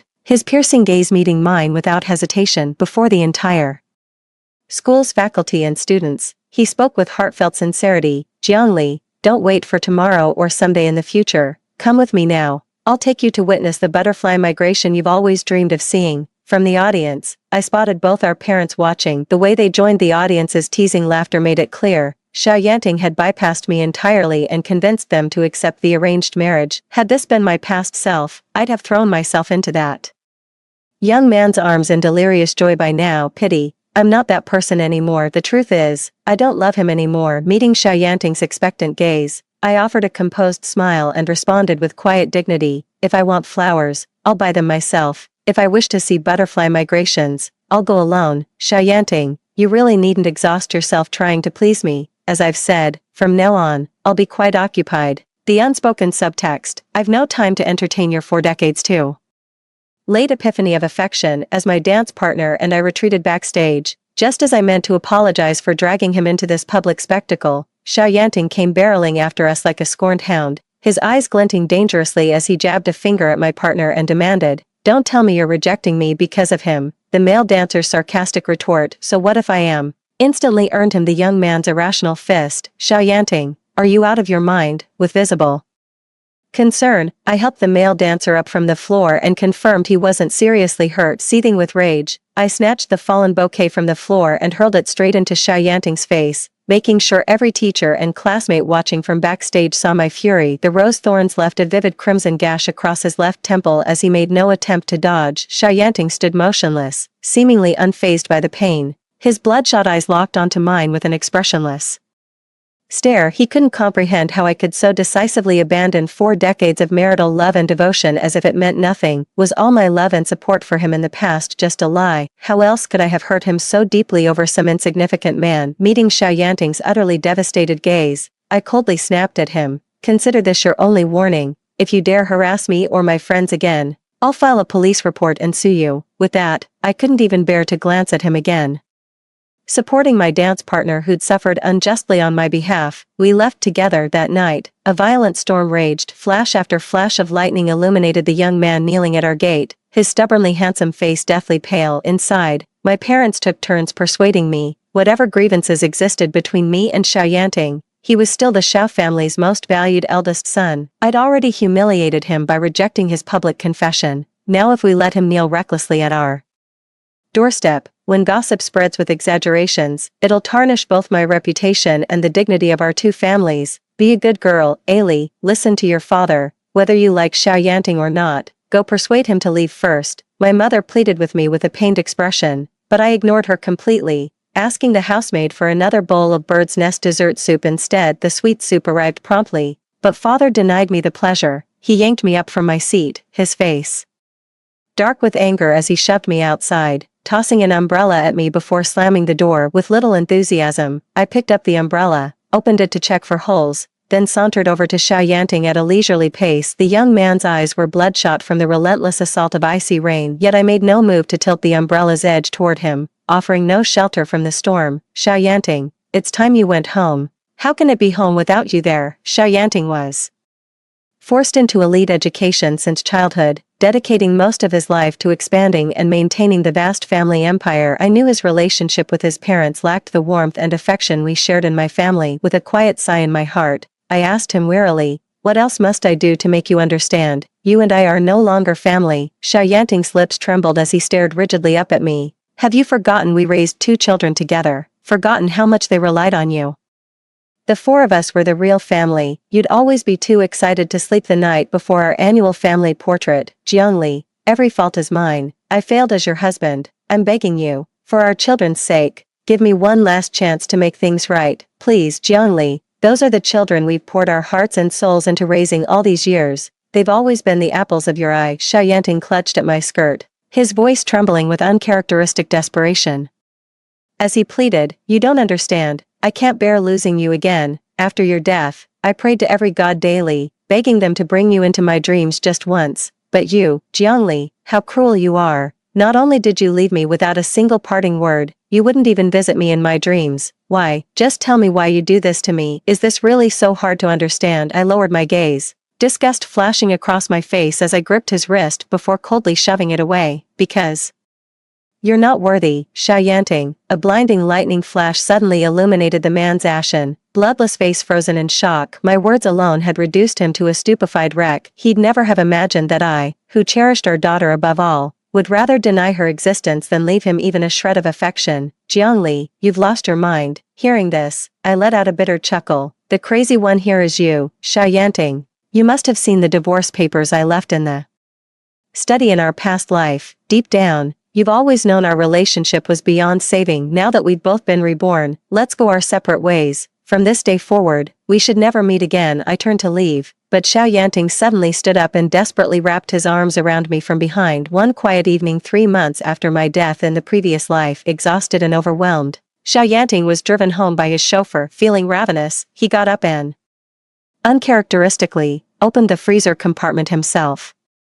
There, he was lucky enough to spot half a bag of frozen dumplings still left. I was the one who made them. The filling was unmistakably his favorite, shepherd's purse with beef. The man in his 50s fell silent for a moment. He took out the dumplings and was about to look for a pot to boil them. He suddenly found his vision blurred without reason. Tears welled up in his eyes. A crushing wave of grief, sudden and overwhelming, brought him to his knees. Xiao Yanting fell ill. This time, the sickness claimed his life. At this memory, the young man's tears mingled with the rain, streaming uncontrollably down his face. I was wrong. I truly know I was wrong. In this life, I want nothing but you, Jiangli. I beg you, I can't lose you again. Enough, unhand my daughter. My father pulled the overly aggressive youth off me. He warned him that if he didn't leave immediately, he'd call security to have him thrown out. Yet Xiao Yanting remained unmoved, standing stubbornly at the villa's entrance, silently gazing at the light from my second-floor window. Unable to bear my mother's anxious gaze, I calmly recounted my past life with Xiao Yanting like a story, indifferent to whether she believed me or not. When the tale ended, my usually gentle mother grabbed a broom from the yard, rallied my father and security, and beat Xiao Yanting black and blue. My daughter will never be with a despicable beast like you.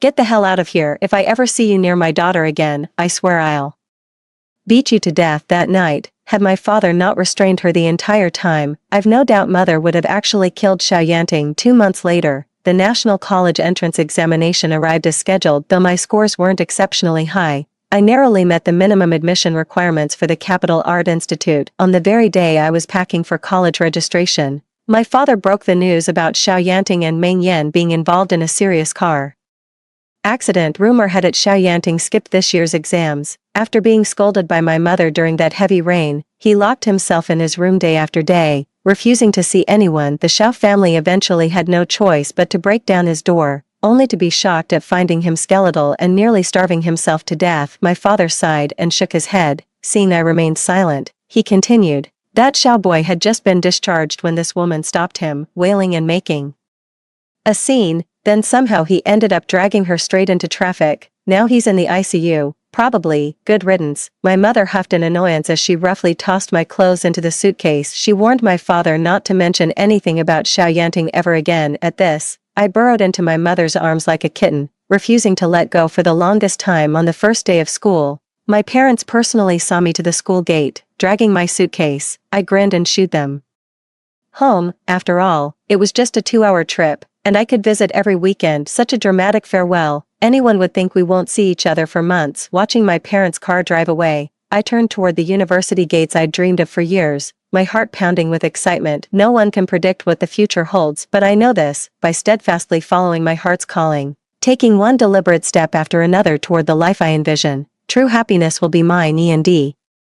Story 2. Pei Yufeng and I grew up together, betrothed since childhood. Everyone in our circle knew he cherished me like his own life. Holding me in the palm of his hand to cure my illness, he spared no effort, praying to every deity for my recovery. Yet in the end, he fell for the girl who was to donate her bone marrow to me. As I was wheeled into the operating room, he forcibly took the girl away. Yuan, I can't trade her life for yours, that wouldn't be fair to her, she's innocent. With reddened eyes, he begged me, promising to find another way to save me, but he forgot. Once the arrow leaves the bow, it cannot return. In the end, I died on that cold operating table. When I opened my eyes again, I saw Pei Yufeng kneeling rigidly before my parents. I'll find another way to treat Yuan's illness, but Ing Shui cannot be sacrificed. Only then did I realize, Pei Yufeng had also returned. With just half a month left before reliving my past life's death on the operating table, I reached out to my uncle in America to change fate. His reply came swiftly, I'll come get you in 3 days. After finalizing the arrangements, when Mother Pei visited, I straight up demanded to break off the engagement. Her smile froze slightly. Yuan, you're not joking with me, are you? Just this morning, Yufeng told me you two were having an engagement banquet in 3 days. Why this sudden change?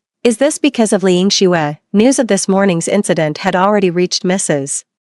Pei's ears, otherwise, she wouldn't have come to see me so quickly. Truth be told, no one could make sense of Pei Yufeng's actions this time. Everyone knew he'd spent 3 years sparing no expense to find matching bone marrow for me. Just when hope finally appeared, he gave up. After being reborn, I heard Pei Yufeng choose Li Yingxue once again. I nearly blurted out to Pei Yufeng, how could 20 years of our bond mean less than your 3 months with Li Yingxue? I couldn't comprehend why he'd fallen for Li Yingxue while doing everything to save me, but Pei Yufeng gave me no answer. He had none to give. In the end, as compensation, he said, we'll get engaged in 3 days. During those 3 years of illness, I had countless nightmares of Pei Yufeng drowning in endless grief after my death, visions of him keeping solitary vigil at my tombstone, of him taking his own life in despair. So I told Pei Yufeng, if I ever truly die, don't mourn me too long, just remember me for 1 more year.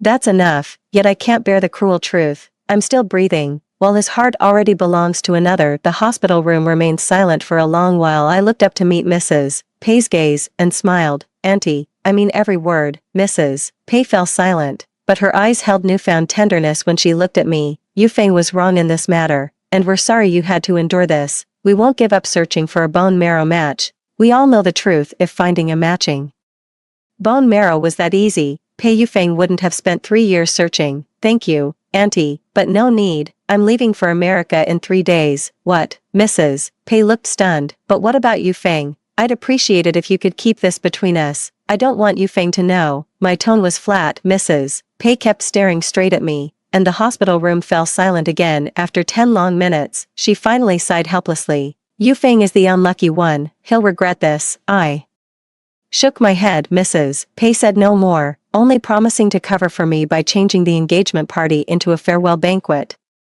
After all, she'd watched me grow up, and this trip to America might be our last meeting, so I didn't refuse and agreed. Suddenly I was left alone in the hospital room. I looked down at the message from my uncle. I told you to come to America ages ago, but you wouldn't listen. Why didn't I listen? Because I trusted Pei Yufeng's so-called sincerity, only to end up utterly defeated. But it doesn't matter now. This time will be different too. Over the years, it wasn't just the Pei and Meng families searching far and wide for matching bone marrow. My uncle left no stone unturned, scouring both domestic and international options. In the end, Pei Yufeng was the one who found Li Yingxue first. Their meeting was pure chance. 3 months ago, when I was readmitted to the ICU with days of raging fever, he nearly lost his mind. He overheard a nurse mention an extraordinarily efficacious temple in the capital. He flew there that very night. A blizzard was raging in the capital. His assistant begged him not to risk it, but Pei Yufeng ignored the warnings. Step by step, kowtow after kowtow, he ascended 3,000 temple steps, praying to the gods for my recovery, yet ultimately, his strength failed him. Saved by Ling Xue, who came down from the mountain. Ling Xue was an orphan abandoned at the mountain's base. The temple monks later sent her to an orphanage, which is why she frequently returned to volunteer at this temple. When Pei Yufeng was speaking with the abbot, Ling Xue overheard and told him, "I can get tested for compatibility. Every additional person means more hope." The girl's fearless courage made Pei Yufeng's heart waver from that moment onward. When the matching results came through, both the Pei family and my parents immediately teared up. No one could fathom the tremendous effort we'd all poured into this battle. Every single one of us had been walking on eggshells, hearts in our throats. My parents are barely 50, yet their hair has turned completely silver in the face of life. Aging, sickness, and death were all utterly insignificant to repay Ling Xue. Pei Yufeng became increasingly attentive. Designer handbags, exquisite dresses, and lavish jewelry flowed to her like a steady stream. He'd mirror her laughter when she smiled, and move heaven and earth whenever she was upset. The signs of his detachment were there all along, yet I never noticed, or perhaps I did, but I trusted Pei Yufeng too much, convinced our deep-rooted bond was unshakable by anyone I was too arrogant. The next morning, my uncle texted again, "Flying to Germany today, got news there, wait for me to pick you up."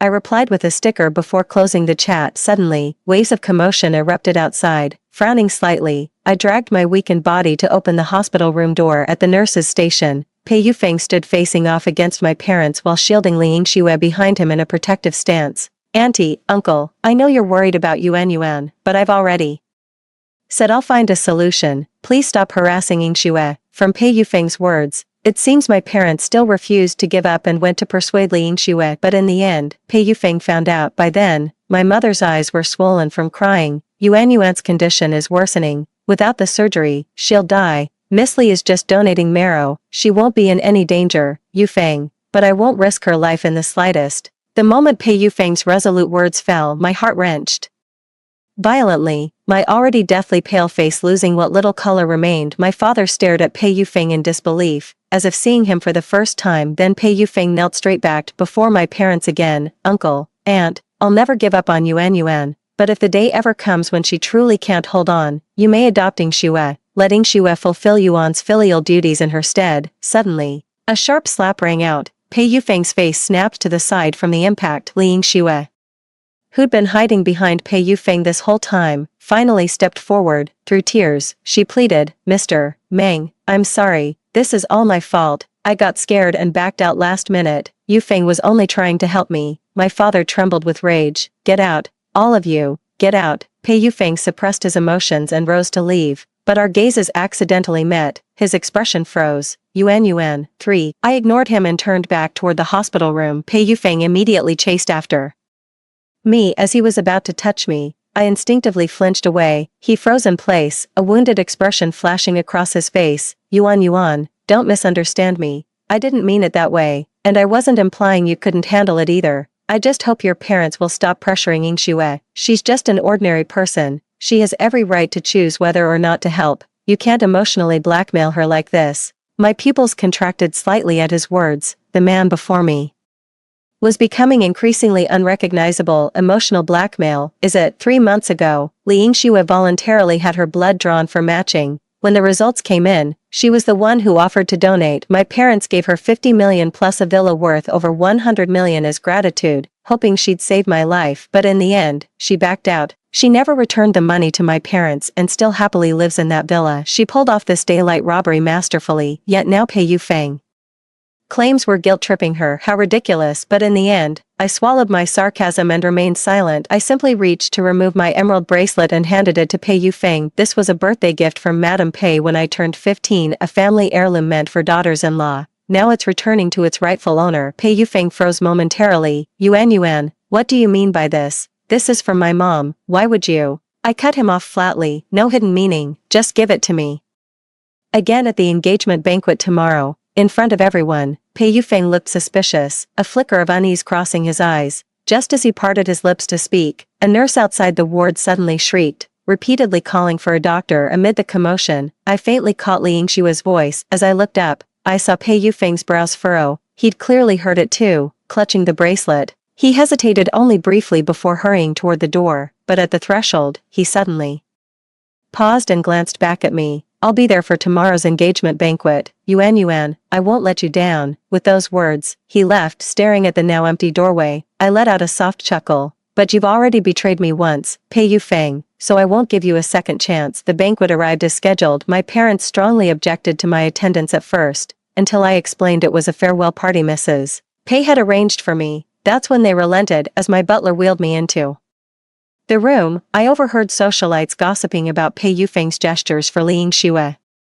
Some mocked Pei for being blind, others envied Li's good fortune, while a few pitied me. Childhood sweethearts stand no chance against fate's sudden arrival. The butler's face darkened as he moved to reprimand them, when a socialite in red whispered, "Don't you think Li Yingxue looks strikingly similar to Meng Yuan, especially that crimson beauty mark at the corner of her eye? I heard Meng Yuan's condition has worsened again. Do you think Pei Yufeng might be using her as a substitute for Meng Yuan?" Suddenly, my heart skipped a beat as I remembered my first encounter with Li Yingxue that day after her blood draw. She was sitting in the corridor, Pei Yufeng had returned to the office, and the nurse was taking me for some air when we happened upon her. She didn't recognize me, but still flashed me a smile with delicate features. The crimson mole at the corner of her eye danced when she smiled. That day I was spellbound. Later, joking with my parents, "Did you lose my twin sister when I was born?" Radiant and vivacious, she bore an uncanny resemblance to how I looked 3 years ago. I never imagined Pei Yufeng would use Li Yingxue as my replacement. If that's really the case, how despicable of Pei Yufeng. I'm not even dead yet, and he's already memorializing me. Was it like this in my past life too? But I didn't have to die. Rage washed over me as I clenched my fists, trembling uncontrollably with cold sweat beating on my forehead. My whole body burned with fever again. Blood vessels in my nasal cavity ruptured, sending an unending flow of blood. The butler frantically summoned the accompanying physician while Mrs. Pei desperately tried calling Pei Yufeng, dialing once, twice, but no one picked up. The once elegant banquet descended into chaos within moments as the ambulance siren grew louder. My eyelids grew heavier. Just as I was about to lose consciousness, a desperate voice whispered in my ear, Yuan, stay alive." For after accompanying Li Yingxue through her medical checkup, Pei Yufeng noticed over a dozen missed calls from his mother, his heart lurching in his chest. When he frantically tried calling back, his mother's phone was already switched off. Suddenly checking the time, he realized there were only 30 minutes left before the banquet ended. Without hesitation, he made arrangements for Li Yingxue and rushed straight to the venue. After all, this was an engagement banquet. His complete absence would undoubtedly damage Meng Yuan's reputation. He'd already wronged Meng Yuan with the bone marrow incident, and couldn't bear seeing her humiliated because of him again. In his past life, he'd sacrificed everything for Meng Yuan's illness. Never did he expect to be the one who'd have a last-minute change of heart. When he first met Li Yingxue, he couldn't care less about identities. Anyone who could save Meng Yuan would do. But gradually, he noticed Li Yingxue becoming more and more like Meng Yuan. To be precise, it was Meng Yuan untouched by illness, radiant, vibrant, brimming with life. It had been so long since he'd seen her like this that he couldn't help but grow attached. Reluctant to let go, he feared Li Yingxue would wither like a dying flower. One day she might become like Meng Yuan, one day she might die. So he went to find Li Yingxue. He asked her, "Are you truly willing to donate marrow, even if it could lead to splenic rupture or anaphylactic shock?" He painted the risks in terrifying terms. Li Yingxue hesitated. You see, when faced with life and death, no one is truly selfless. Everyone fears death. He gave Li Yingxue 3 days to consider. On the final day, Li Yingxue sought him out and asked, "If I change my mind about the donation, will they make things difficult for me? Will they take back the money and house they gave me?" She studied his reaction until he finally spoke. "No, but you'll have to stay by my side. I won't give you any official status. Just be my lover. Do you agree?" Li Yingxue nodded. In the end, she stayed with him without a shred of guilt, basking in his affection. He never loved Li Yingxue. His heart always belonged to Meng Yuan, and he would never let her die. The doctor suggested continuing conservative treatment, so on the day of the surgery, he took Li Yingxue away. No one could have predicted they'd ultimately perish in the earthquake. Fortunately, fate granted him a second chance, more time to make his choice. This time, he wanted not only Meng Yuan to survive, but also Li Yingxue to stay But he never expected Meng Yuan was in trouble. When he arrived at the banquet, all he saw was Mother Pei seated at the head of the table. Mom, wasn't the divorce banquet supposed to end in 10 minutes? Where's everyone? Madame Pei stood up abruptly and slapped him across the face, the sharp crack echoing through the empty banquet hall. So you do remember today was your engagement party with Yuan Yuan? Then why did you show up now? Why weren't you answering my calls? Mother Pei's voice trembled with emotion, her eyes rimmed red. Pei Yufeng's growing unease became evident as his brows knitted tightly. Mom, I didn't mean to. Ying Shiwei had a sudden hypoglycemic episode yesterday and needs care today. What about Yuan Yuan? Don't you know Yuan Yuan has already. By the end, Mother Pei's voice was choked with sobs. She covered her face as tears streamed through her fingers, utterly heartbroken. Meng Yuan's death could have been prevented. None of this should have happened. Pei Yufeng's eyes clouded with confusion. He couldn't understand why his mother's emotions had erupted so intensely. Mom, what happened to Yuan Yuan? Yuan Yuan didn't make it. Pei Yufeng froze abruptly. Pei Yufeng refused to believe it. How could this be possible? He instantly concluded that Mrs. Pei was lying to him and rushed to the hospital. He ran over a dozen red lights along the way, with traffic cops chasing after him, yet showed no intention of slowing down. Upon arriving, he dashed straight to the 5th floor ward, where he saw Mrs. Meng sobbing uncontrollably in the hallway. His heart sank bit by bit. He shuffled forward stiffly. The first to spot him was the man by the hospital room door, a towering figure nearing 6'3", his once pristine suit now crumpled, the white shirt still stained with blood. It wasn't hard to imagine the horrifying scene that had just unfolded. The man noticed his gaze and turned around with an eerily blank expression, his face devoid of any emotion.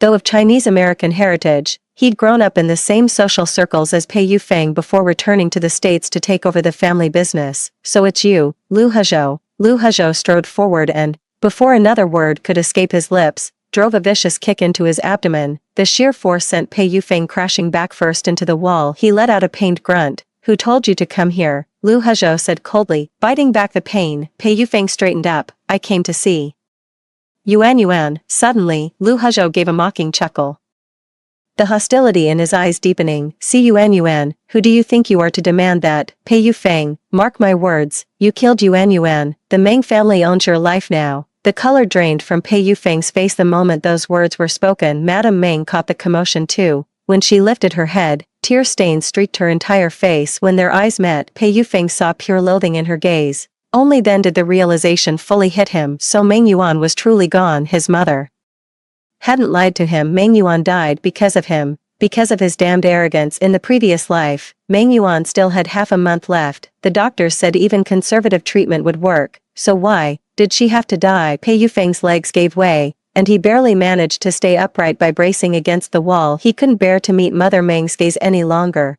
nor could he stay in that hospital a moment more. In the end, he fled that world in utter disgrace. News of Meng Yuan's passing spread through their social circle, bringing many visitors offering condolences. From childhood, she hadn't just been the Meng family's treasure, she'd been the princess cradled in the palms of countless uncles and elders. When the Meng family learned Pei Yufeng had refused the bone marrow donation on Li Yingshui's behalf, they severed all ties with the Pei clan. Though they understood Li had every right to choose, resentment still took root. The hope Pei Yufeng had kindled was ultimately snuffed out by his own hand. This agony eclipses 1,000-fold the pain of never having hoped at all. Lu Hezhou's family had been close with the Mengs for generations. As their youngest uncle, he doted on Meng Yuan second only to Pei Yufeng. He handled all the funeral arrangements for Meng Yuan. He arranged the Meng family's emigration, marking their withdrawal from Hong Kong's Big Four elite clans. Mother Pei had come knocking, but was turned away at the door. This went on for 7 straight days. 6. Meanwhile at the Pei residence, returning empty-handed from the Meng household again, Mother Pei entered to find her son Yufeng sitting blank-eyed on the sofa. Tears began falling unbidden. Who are you putting on this act for? Isn't this exactly what you wanted to see? No, I never thought Yuan Yuan would die. Pei Yufeng's voice was hoarse as he turned to his mother, his eyes gradually reddening. I thought I could handle it. I believed conservative treatment would be enough, but I never wanted her to die. Mom, what should I do? How do I go on? His legs finally gave way, and he collapsed to his knees. For 7 days, Meng Yuan's messages pierced his heart like sharp needles. The torment became unbearable. Night after night, he'd jolt awake from nightmares of Yuan Yuan's accusing voice. Why didn't you save me? Why wouldn't you? Why indeed? Across 2 lifetimes, he'd sacrificed everything to save Meng Yuan. even considered crossing moral boundaries until she stopped him, so. Why had he been bewitched into protecting Ling Xue instead? Is it just because Ling Xue resembles the Meng Yuan from the past? He never imagined that losing Meng Yuan for real would be this unbearable. Suddenly, the villa's doorbell rang. Mother Pei composed herself, wiped away her tears, and went to answer, only to see the last person she wanted to meet, Ling Xue. She was dressed adorably in head-to-toe luxury, with a necklace worth 3 million yuan around her neck. She's changed so much in just 3 months. Auntie, I came to see Yu Feng. He hasn't replied to my messages for 7 days. I'm worried. Who told you to come here? Pei Yufeng's icy voice cut through the living room. Ling Xue shivered involuntarily, a chill running down her spine. She'd never seen this side of Pei Yufeng before. When they first met, though aloof, he'd always been impeccably proper. But now, he seemed like a completely different person. I wasn't going to look for you, yet you dare come to me, Pei. Yufeng spoke through gritted teeth, his tone clearly unhinged. Madame Pei frowned and opened her mouth to speak, but Pei Yufeng had already reached the doorway. In one swift motion, he seized Ling Xue by the throat and slammed her against the foyer wall. Why are you here? He growled. Shouldn't you be in the hospital? Weren't you at the hospital then? Why didn't you save Yuan Yuan when she was in trouble? Aren't you supposed to be kind? Why wouldn't you donate marrow? Why wouldn't you save my Yuan Yuan? Why didn't you save her? He interrogated her frantically, his eyes bloodshot. Ling Xue's face flushed crimson from suffocation, her expression terrified as she desperately pleaded for mercy, struggling to pry Pei Yufeng's hands away, yet his strength kept growing uncontrollably. Mother Pei tried to separate them, only to be confronted by Pei Yufeng's agonized accusation. Mom, are you taking her side? She killed Yuan Yuan. She refused to save her. Yuan Yuan died because of her. Bled out so much. In my dreams she keeps asking why I didn't save her. Why? Tears streamed endlessly down his face, leaving glistening trails. Waves of torment crashed over him, driving him to the brink of madness. No, he's already lost his mind. Mother Pei watched Pei Yufeng with aching heart. She'd long realized his love for Meng Yuan never wavered, but when one's trapped in their own delusions, no outside counsel can reach them. He needed to crash into that wall himself, only this time, the price was far too steep. Yufeng, if you don't let go now, she'll die for real. Pei Yufeng remained unmoved as Ling Xue's breath grew fainter until Mother Pei spoke again. Yufeng, the Meng family is leaving. They're immigrating to America. But we owe the Mengs a life debt that can't be erased. It must be repaid. Yuan Yuan is gone, but her parents remain. You must fulfill her filial duties for her. Pei Yufeng's hands froze mid-motion. Seeing his dazed expression, Ling Xue immediately shoved him away before breaking into violent coughs. This was the closest she'd ever come to death. She glared at Pei Yufeng with resentment. He was the one who'd talked her out of donating marrow. Why should she bear all the blame in the end? Pei Yufeng, now that they're dead you're putting on this act of devotion. This mess is entirely your own selfish doing. I bear no responsibility for it. I was willing to donate back then. You're the one who stopped me. Without waiting for his response, she turned and hurried out of the Pei residence. Pei Yufeng slid down the wall and collapsed onto the floor, utterly drained. It's all his fault. If given another chance, he wouldn't make the same mistake again, but fate won't be kind to him anymore. 2 weeks later, United States. The surgery went smoothly. The doctor emerged from the operating room and said these words while removing his mask. After 5 agonizing hours of waiting at the door, Lu Hezhou's tense nerves finally relaxed, his eyes involuntarily welling up. His assistant standing beside him tactfully lowered her head. Pretend not to see anything. 2 weeks ago, after Ling Xue refused to donate marrow, he immediately expanded his search for matching donors. When he heard there might be a lead in Germany, however slim the chance, he boarded the next flight out. But he never expected that upon rushing back to Harbor City, Meng Yuan would relapse, this time triggered by emotional distress. By sheer luck, fate didn't claim her this time. In her half-conscious state, Meng Yuan mustered the strength to tell him, "Don't let Pei Yufeng find me. Leave Harbor City, even if you have to declare me dead." Her words dripped with despair and anguish, so he complied. Together with Meng's parents, they staged an elaborate ruse to fake her death in Harbor City. He had Meng Yuan rushed to the States overnight while coordinating the transplant arrangements. He simultaneously handled domestic affairs. Now at last, everything was finally over. He texted Meng's mother to reassure her, then went to check on Meng Yuan. Now that Meng Yuan had chosen him, he would never let her return to Pei Yufeng's side. Though the same age as Pei Yufeng, He'd also treated Meng Yuan like a princess since childhood, only with slightly higher seniority in their family hierarchy. Meng Yuan never warmed up to him much. He'd never considered competing with Pei Yufeng before, because Pei Yufeng and Meng Yuan were childhood sweethearts deeply in love, bound by engagement.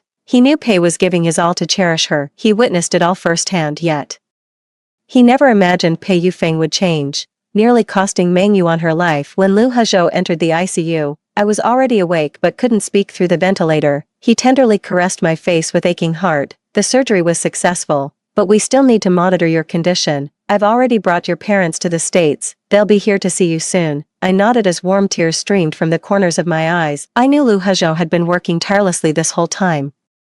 He could have easily walked away, though our families were old acquaintances. We weren't particularly close, yet he handled every single matter with impeccable organization, even comforting my parents. My mother developed lingering anxiety after Li Yingshua's last-minute change of heart. Before every surgery, she'd anxiously ask Lu Hezhou, "Nothing will go wrong, right? She won't back out," over and over. Sometimes calling Lu Hezhou in the middle of the night after nightmares to ask him. Lu Hezhou never showed impatience, answering my mother's questions earnestly every single time. Actually, except for my parents, Lu Hezhou was scared too. We all were, but thankfully, we made it through this time. I won't end up dying on that cold operating table like in my past life. 6 months later, I applied to universities in the US. I had to drop out of grad school due to illness before, but now I finally get to return to campus. My father and Lu Hezhou became business partners, bringing our families much closer. My mom privately asked me, "Do you have any feelings for Lu Hezhou? You may call him uncle, but there's no actual blood relation between our families. If you're interested in him, you could give it a try." I smiled and declined. 2 years later, I graduated with my master's degree. Lu Hezhou and my parents came to my graduation ceremony. An upperclassman took photos of us and posted them on social media,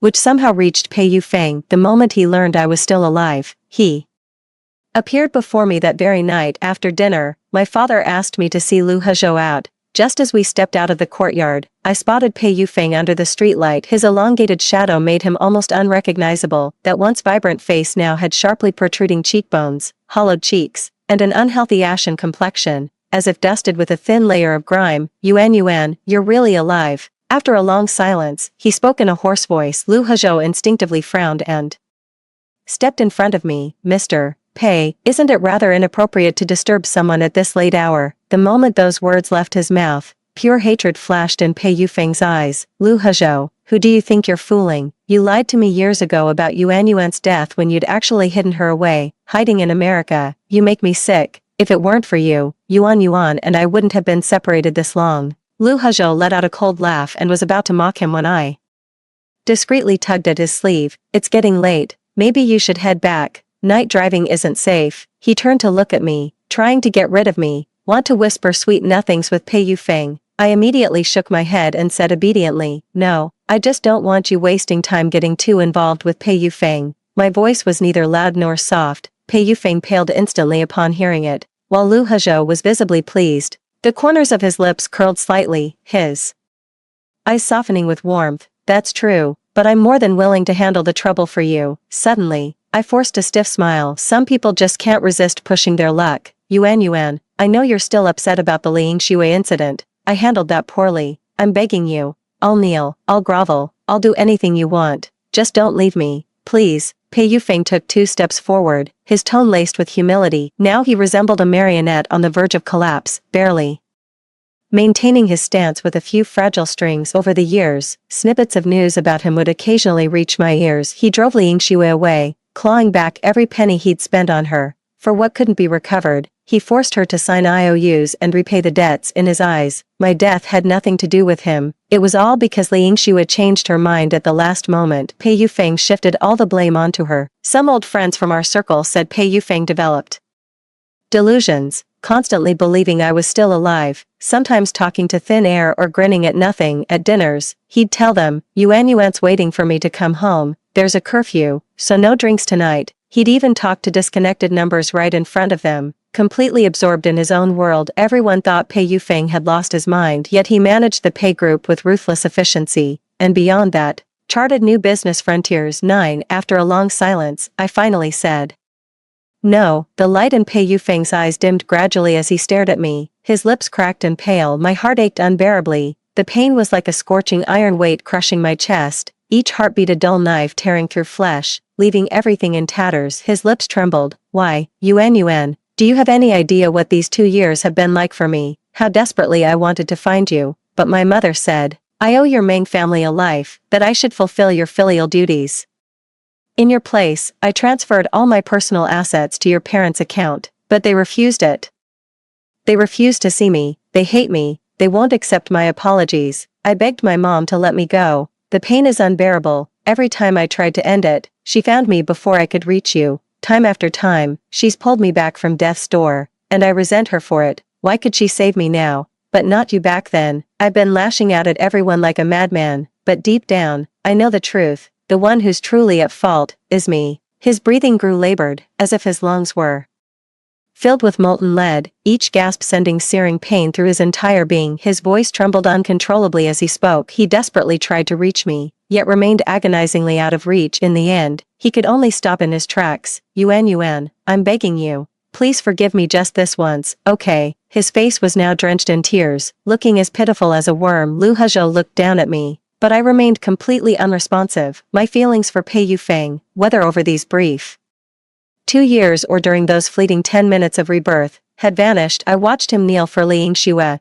watched him cut off my last hope of survival. I've already learned to let go. I'm sorry, I can't do this. With that, I summoned the butler to escort Lu Hezhou and Pei Yufeng out for me, but Pei Yufeng refused to leave, clutching my clothes desperately as he shook his head like a madman. Yuan, don't be so cruel to me. Without you, I can't go on living like this. Had I never seen hope, perhaps I could have muddled through life, but now, indeed, had you never seen hope, I interjected flatly. In an instant, Pei Yufeng looked as if the soul had been drained from him. I asked again, now do you understand my pain, and my parents' anguish? How could 20 years of our bond mean less than your 3 months with Li Yingxue? Pei's mother had also come to America. She offered me a sincere apology, which I accepted, though truthfully, this matter concerned neither her nor the Pei family. She forcibly brought Pei Yufeng back to Hong Kong. After returning, his delusional disorder worsened significantly, making daily life nearly impossible. In the end, Mrs. Pei had no choice but to commit him to a psychiatric hospital for treatment. After Pei Yufeng left, Lu Hezhou confessed his feelings to me. I turned him down, but he just smiled and said, I don't need an answer now. Just know I've loved you for a long time. I can't pinpoint when it began, maybe earlier than Pei Yufeng, maybe later. By the time I realized it, there was no turning back. His love grew uncontrollably, and fearing he couldn't restrain himself, he chose to return to America only after coming of age. But now, he sees an opportunity. I must seize it, and I will. He promised to love me forever, but promises are too fragile. Pei Yufeng is living proof of that. Perhaps in the future, I'll end up with Lu Hezhou, or maybe I'll build a new life with someone else. But now, those unlived lives I never had the chance to fully experience in my past existence, the callings I never got to pursue. My rebirth matters infinitely more than romance ever could. In the spring of my 5th year, an email arrived. It was from Pei Yufeng, pages of apologies culminating in one final question, have you returned too? I deleted the email without replying. The following week came news of Pei Yufeng's suicide. By then, I'd officially taken over the main conglomerate with a bright future ahead. The end. Story 2. When his family was on the verge of bankruptcy, he proposed a marriage alliance and became the model husband. But after he learned I'd once had a crush on him, he personally orchestrated my family's financial ruin. He became convinced I'd used the arranged marriage to blackmail him into leaving his true love. When I opened my eyes again, I was back at the moment he came to propose our political marriage. I smiled. No. Love outweighs political gains. May you and your beloved enjoy eternal happiness. 1. Darling. Are you absolutely certain about this? Gu Xingji knelt before me on one knee, his eyes filled with stunned disbelief. Just a minute ago, I'd turned down his proposal to spend our lives together. Seeing his lingering hope, I nodded resolutely. I've made up my mind. Love matters more than profit. May you and Shen Nua have a lifetime of happiness. Both sets of parents were as stunned as Gu Xingji. Unable to believe their ears, they all thought I had feelings for Gu Xingji just because he mentioned liking girls with edge. I chopped off my black hair and dyed it silver gray. Since he loved watching soccer, I pulled all-nighters cramming football knowledge until I could rattle off every star player and major tournament. I learned to code and developed software just to help him snag limited edition sneakers after he got into collecting them. So when the Gu family, on the verge of bankruptcy, Proposed an arranged marriage with our family. My parents hesitated, bailing out the Gus would mean staking our entire family fortune, but they believed our decades-long friendship with the Gu family meant Gu Xingji would undoubtedly protect me for life. My parents cherished me and wanted to support my pursuit of love, so they neither refused nor consented, leaving the final decision in my hands. In my past life, I chose to gamble it all, staking my parents' lifelong savings on Gu Xingji's conscience. They say the house always wins, yet I foolishly believed I was that one in a million exception. When we first married, Gu Xingji was the model husband. No matter how busy with work, he'd always be home by 10 p.m. to keep me company. However packed his social calendar, he'd notify me in advance and voluntarily video call for check-ins. The women constantly threw themselves at him. He never once crossed the line. His WeChat profile picture is of me, and his Moments cover is our photo together. I used to think I was happier than the heroine in a romance novel until one day, when he found out I had a crush on him and called me a jealous shrew. He was convinced Shen Nua broke up with him because I was using the arranged marriage as leverage. With calculated precision, he bankrupted my parents and converted all marital assets into his personal fortune. By the time I realized what had happened, everything was gone. All that remained was the diamond ring he gave me during our arranged marriage. I pawned it at a second-hand market for just 2,500 yuan. That's when it hit me why merchants love equating love with diamond rings, because they're both jokes that depreciate at lightning speed. Later, when my father needed a kidney transplant, it cost 300,000 yuan. I went begging to Gu Xingji. He commanded with an air of superiority, "On your knees." I complied numbly. He had his driver fetch 300,000 in cash, then dangled the money bag before my eyes. "Want it?" I nodded and reached out my hand, only to be kicked to the ground by Gu Xingji. Moments later, he strode into the bar, carrying a suitcase full of cash. He stuffed the money into the hands of scantily clad dancers, living like an emperor for the night, and my father took his last breath the following day. He said he'd rather feed the money to dogs than give it to me. He said I disgust him. He claimed he could have weathered the storm without the Wen family's help, so when I was reborn, I turned down the arranged marriage. I want to see how Gu Xingji plans to bridge that massive funding gap on his own too. My connection with Gu Xingji began the year we were born. We were born in the same hospital and shared the same ward. I was born just one day after Gu Xingji. I was a well-behaved child from the start, with minimal needs, just eating and sleeping in cycles, rarely fussing. Gu Xingji, on the other hand, was a high-maintenance baby, the complete opposite of me. His exhausted mother looked at mine with envy and sighed, "Qingqing is such an angel. If only she could join our family someday." The two families gradually grew closer day by day. In the second year of the new millennium, China joined the WTO. Sharp-witted entrepreneurs smelled opportunity, with many quitting government jobs to start businesses. This included both my parents and Gu Xingji's. Startup founders are constantly spinning like tops, sometimes not coming home for 2 weeks straight. Gu Xingji and I could only grow up slowly together, keeping each other company. We cooked noodles together when hungry, only to end up burning the pot. Pinching his nose, Gu Xingji said, "No worries, I'll eat anything Qingqing cooks." Yet I couldn't help but frown. We had no choice but to put down our chopsticks and rummage through the laundry for change, scraping together every last coin. We barely managed 4 yuan. The wonton vendor smiled and slipped an extra egg into our bowls. For many years, those late-night wontons remained the most delicious food in my memory. Sometimes Gu Xingji would miss his parents so much that he'd cry out loud. Whenever he cried, I'd start crying too. The moment I cried, he'd stop. He said, "Don't be afraid, darling, I'm here with you." When our parents' careers were still struggling, we had very little pocket money. Gu Xingji would save up for ages to buy a big cake. At midnight on his birthday, he'd light the candles. "Let's celebrate our birthdays together." Our English teacher showed us the movie Flipped. Watching the main couple in the film reminded me of Gu Xingji and me. Back then I didn't really understand what love meant, but I really admired the female lead, feeling this vague urge to be as brave as her, so I bought the sneakers he liked and tucked a love letter inside. Just as I was about to hand it to him, Shen Nua burst onto the scene. She threw her arms around Gu Xingji and planted a big kiss on him. Gu Xingji flushed crimson as the group next to them burst into laughter. Shen Nua said sheepishly, "Sorry, classmate, I'm playing truth or dare." Then she quickly ran back. Perhaps those who've lived too quietly all crave excitement.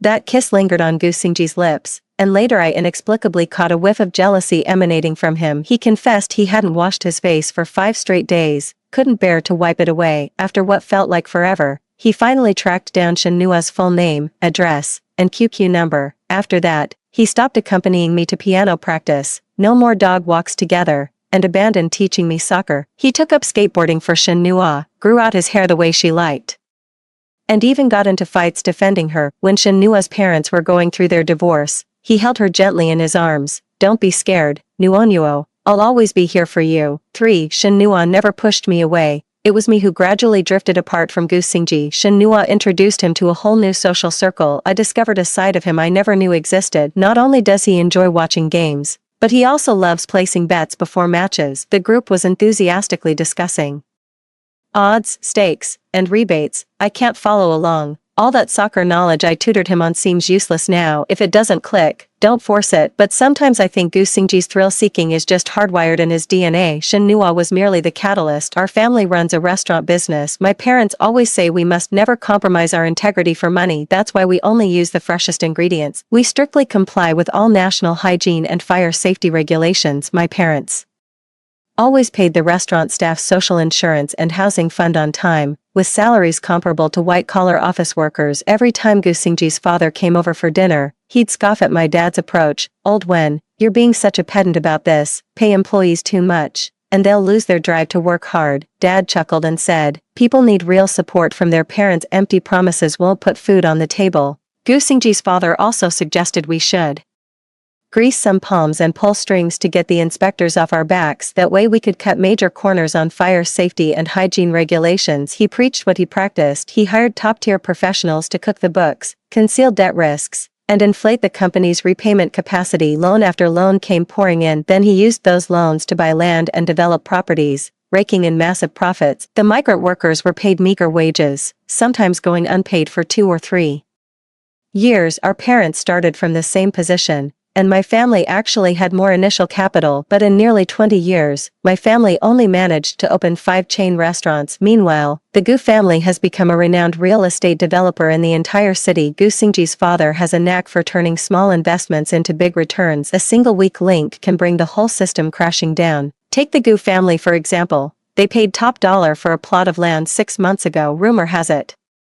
they bribed an insider for intel about future government plans to develop a tech hub there. Property values would skyrocket, netting them a massive profit. It wasn't until the government announcement came out that something felt off. The tech park was planned for the south side of town, while the land he bought was in the north. Turns out it was just a scheme by that company that had acquired the land earlier, trying to offload it. In an instant, the Gu family's finances hit a snag. When it rains, it pours. Another construction site had an accident where a worker broke his leg. The Gu family thought they could brush it off like before by paying a measly 10,000 or 20,000 yuan. But this is the internet age. The worker's family knew how to go viral on Douyin. They filed a formal complaint against the Gu family with their IDs, and the scandal quickly trended. The project got shut down. A quick calculation showed it would take all 5 of our family's chain restaurants plus my parents' life savings just to cover the shortfall. But Gu Xingji saw it differently. He thought it was just a minor hiccup.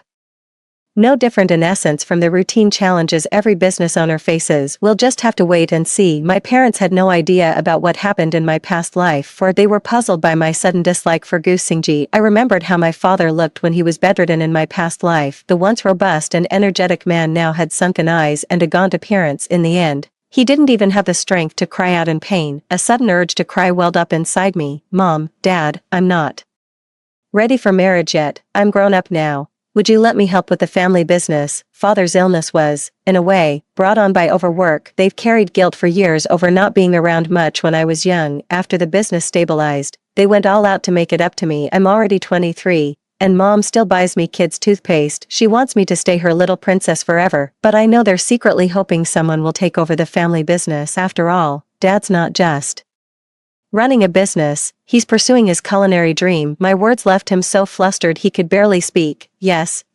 absolutely. Tomorrow I'll show you around properly. I shook my head. No, tomorrow we're going for a medical checkup. Many illnesses are actually quite treatable if caught early. My parents smiled with relief. Our little one's grown up now. We'll follow your lead. In my past life, Father passed away at Second Hospital, where he also had his checkups. I've been feeling quite anxious and fearful inside, but the results weren't too bad, just some minor hypertension issues for both parents. Dad's condition is more serious though. The doctor told me, you should get your father to cut back on alcohol. I solemnly replied, mission accomplished. Dad chuckled and promised to quit hard liquor for good. Rice wine and fruit wine are still fair game for occasional indulgence. We stopped by a famous street food stall near the hospital on our way out. Dad held back for a moment. Then just ordered a soy milk. Mid-meal, we ran into Gu Xingji reeking of alcohol. He shot me a wounded look. Nuonyo's gone to America. I feel hollow inside. Have a drink with me. I declined with a smile. It was much the same in my past life. Just days after the Gu family proposed the marriage alliance, Shen Nuo left for America officially. It was because her father fell ill and she needed to care for him while pursuing further studies. Not a single flaw could be found by others, but that wasn't actually the case. Shen Nuo, being a finance major, knew exactly how dire the Gu family's situation was. With no one to plug the financial holes, bankruptcy had become an inevitable reality. It's just not been said outright. Gu Xingji still hasn't come to terms with reality. She craves stability and comfort, unwilling to gamble on the Gu family's potential comeback. In a way, I think that's only human nature. Can't blame her, but in our past life, Gu Xingji resented me for half a lifetime. He believed I'd used the arranged marriage as leverage, forcing Shen Nuo into exile abroad to drift through half his life. But this time I said no. Who else could he possibly blame now? Running a restaurant may seem simple, but there's actually profound knowledge behind it. 5. I decided to start with the most fundamental step, ingredient sourcing. My father patiently guided me, taking me to wet markets and vegetable greenhouses. I learned both how to select premium produce and how to communicate with farmer vendors. These folks are hardworking and genuine, though occasionally a bit crafty. How to avoid being tripped up by their craftiness without hurting mutual goodwill, that's an art in itself. I learned earnestly, and Dad taught with joy. Days passed uneventfully, and we'd nearly forgotten about the Gu family's troubles. That all changed when we saw Gu Xingji surrounded by construction workers after returning from the market. Only then did we realize how dire the Gu family's situation had become. 5. Laborers dragged Gu Xingji out of his car, accusing the Gu family of being shameless scoundrels. They still haven't received their wages from 2 years ago. The elderly at home can't afford medicine, and the children can't go to school. After seeing this, Dad shook his head and said, Uncle Gu used to say I was foolish for withholding half a year's wages. Even just parking that money in the bank would have earned decent interest. I warned him against it, but he wouldn't listen. Now look what's happened. He pulled out his bank card, ready to withdraw cash to pay the migrant workers what they were owed. Dad came from humble beginnings. He grew up relying on the kindness of neighbors to put food on the table. The money for college was pooled together by the whole village. I knew he wasn't just helping those migrant workers, he was also helping his younger, helpless self. For secure document watermarking, choose Xiao Hu bought. Reliable, stable, and hassle-free. No output as the provided text is empty or contains only a non-printing character. But Gu Xingji knew none of this. With shining eyes, he said to his father, Thanks, Uncle Wen. Then he added, It's just a small sum. I'll pay you back the day after tomorrow. I sighed. He still hadn't realized his own limitations. I reached out to stop Dad. I feel for those migrant workers' hardships, but their situation wasn't caused by my family. I withdrew 2,500 yuan from the ATM and split it among 5 workers. Fellas, could you help me with a job?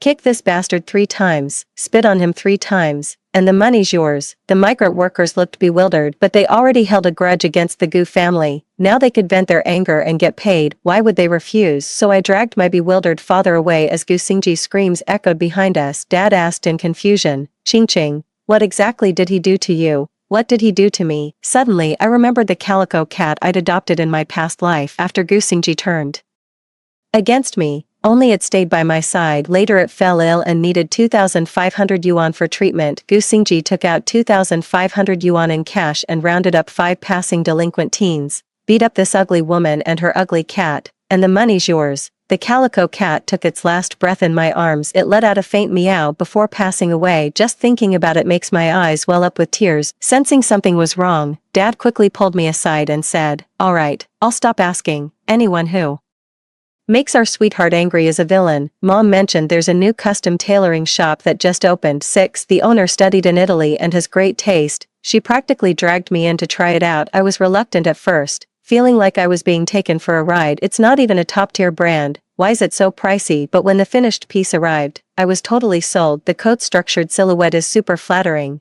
and the color makes my skin glow. The owner thoughtfully included a letter detailing the fabric composition and care instructions.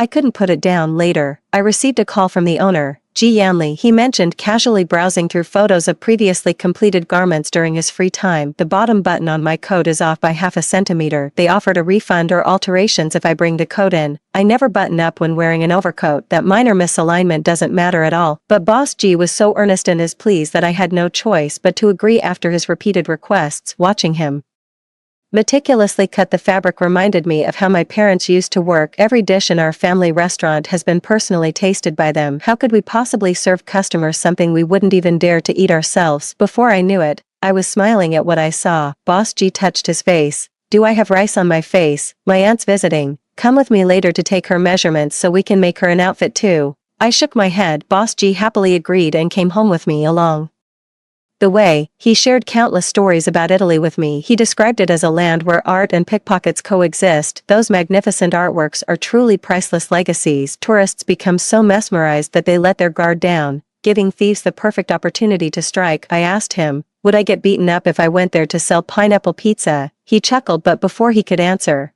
we ran straight into Gu Xingji and his mother, watching Boss G and me chatting cheerfully. A flicker of complicated emotions passed through Gu Xingji's eyes. Was it resentment or disappointment? I don't know, but I do know he never told his parents about being beaten by the migrant workers. Otherwise, given his mother's temper, she'd never have calmly brought up the marriage alliance again. My stance remains the same. Emotions outweigh benefits. May Gu Xingji win his beloved's heart and grow old together with his soulmate. Gu Xingji's mother froze momentarily. She cradled a box filled with aged keepsakes in her arms. Sitting on our sofa, she began unpacking the items one by one. Darling, look at this photo. You were both 8 years old back then. See that scar on Xingji's forehead? He got it falling while picking cherries for you. Then she brought out a white chiffon dress. Xingji bought this for you when he was 7, saying he wanted you to wear it as his bride. There's also that group photo of our two families at the summit of Mount Tai after the high school entrance exams. She asked, remember how we said we'd climb Huashan and Huangshan together someday? I nodded. I remember it all. I'm truly grateful for all the care you've shown me in the past. To repay your kindness, I'd be happy to cover Xingji's flight to America to help him win Shenhua back. Shenhua just went abroad, not to another planet. It's not like China and the US have severed diplomatic ties or cancelled flights.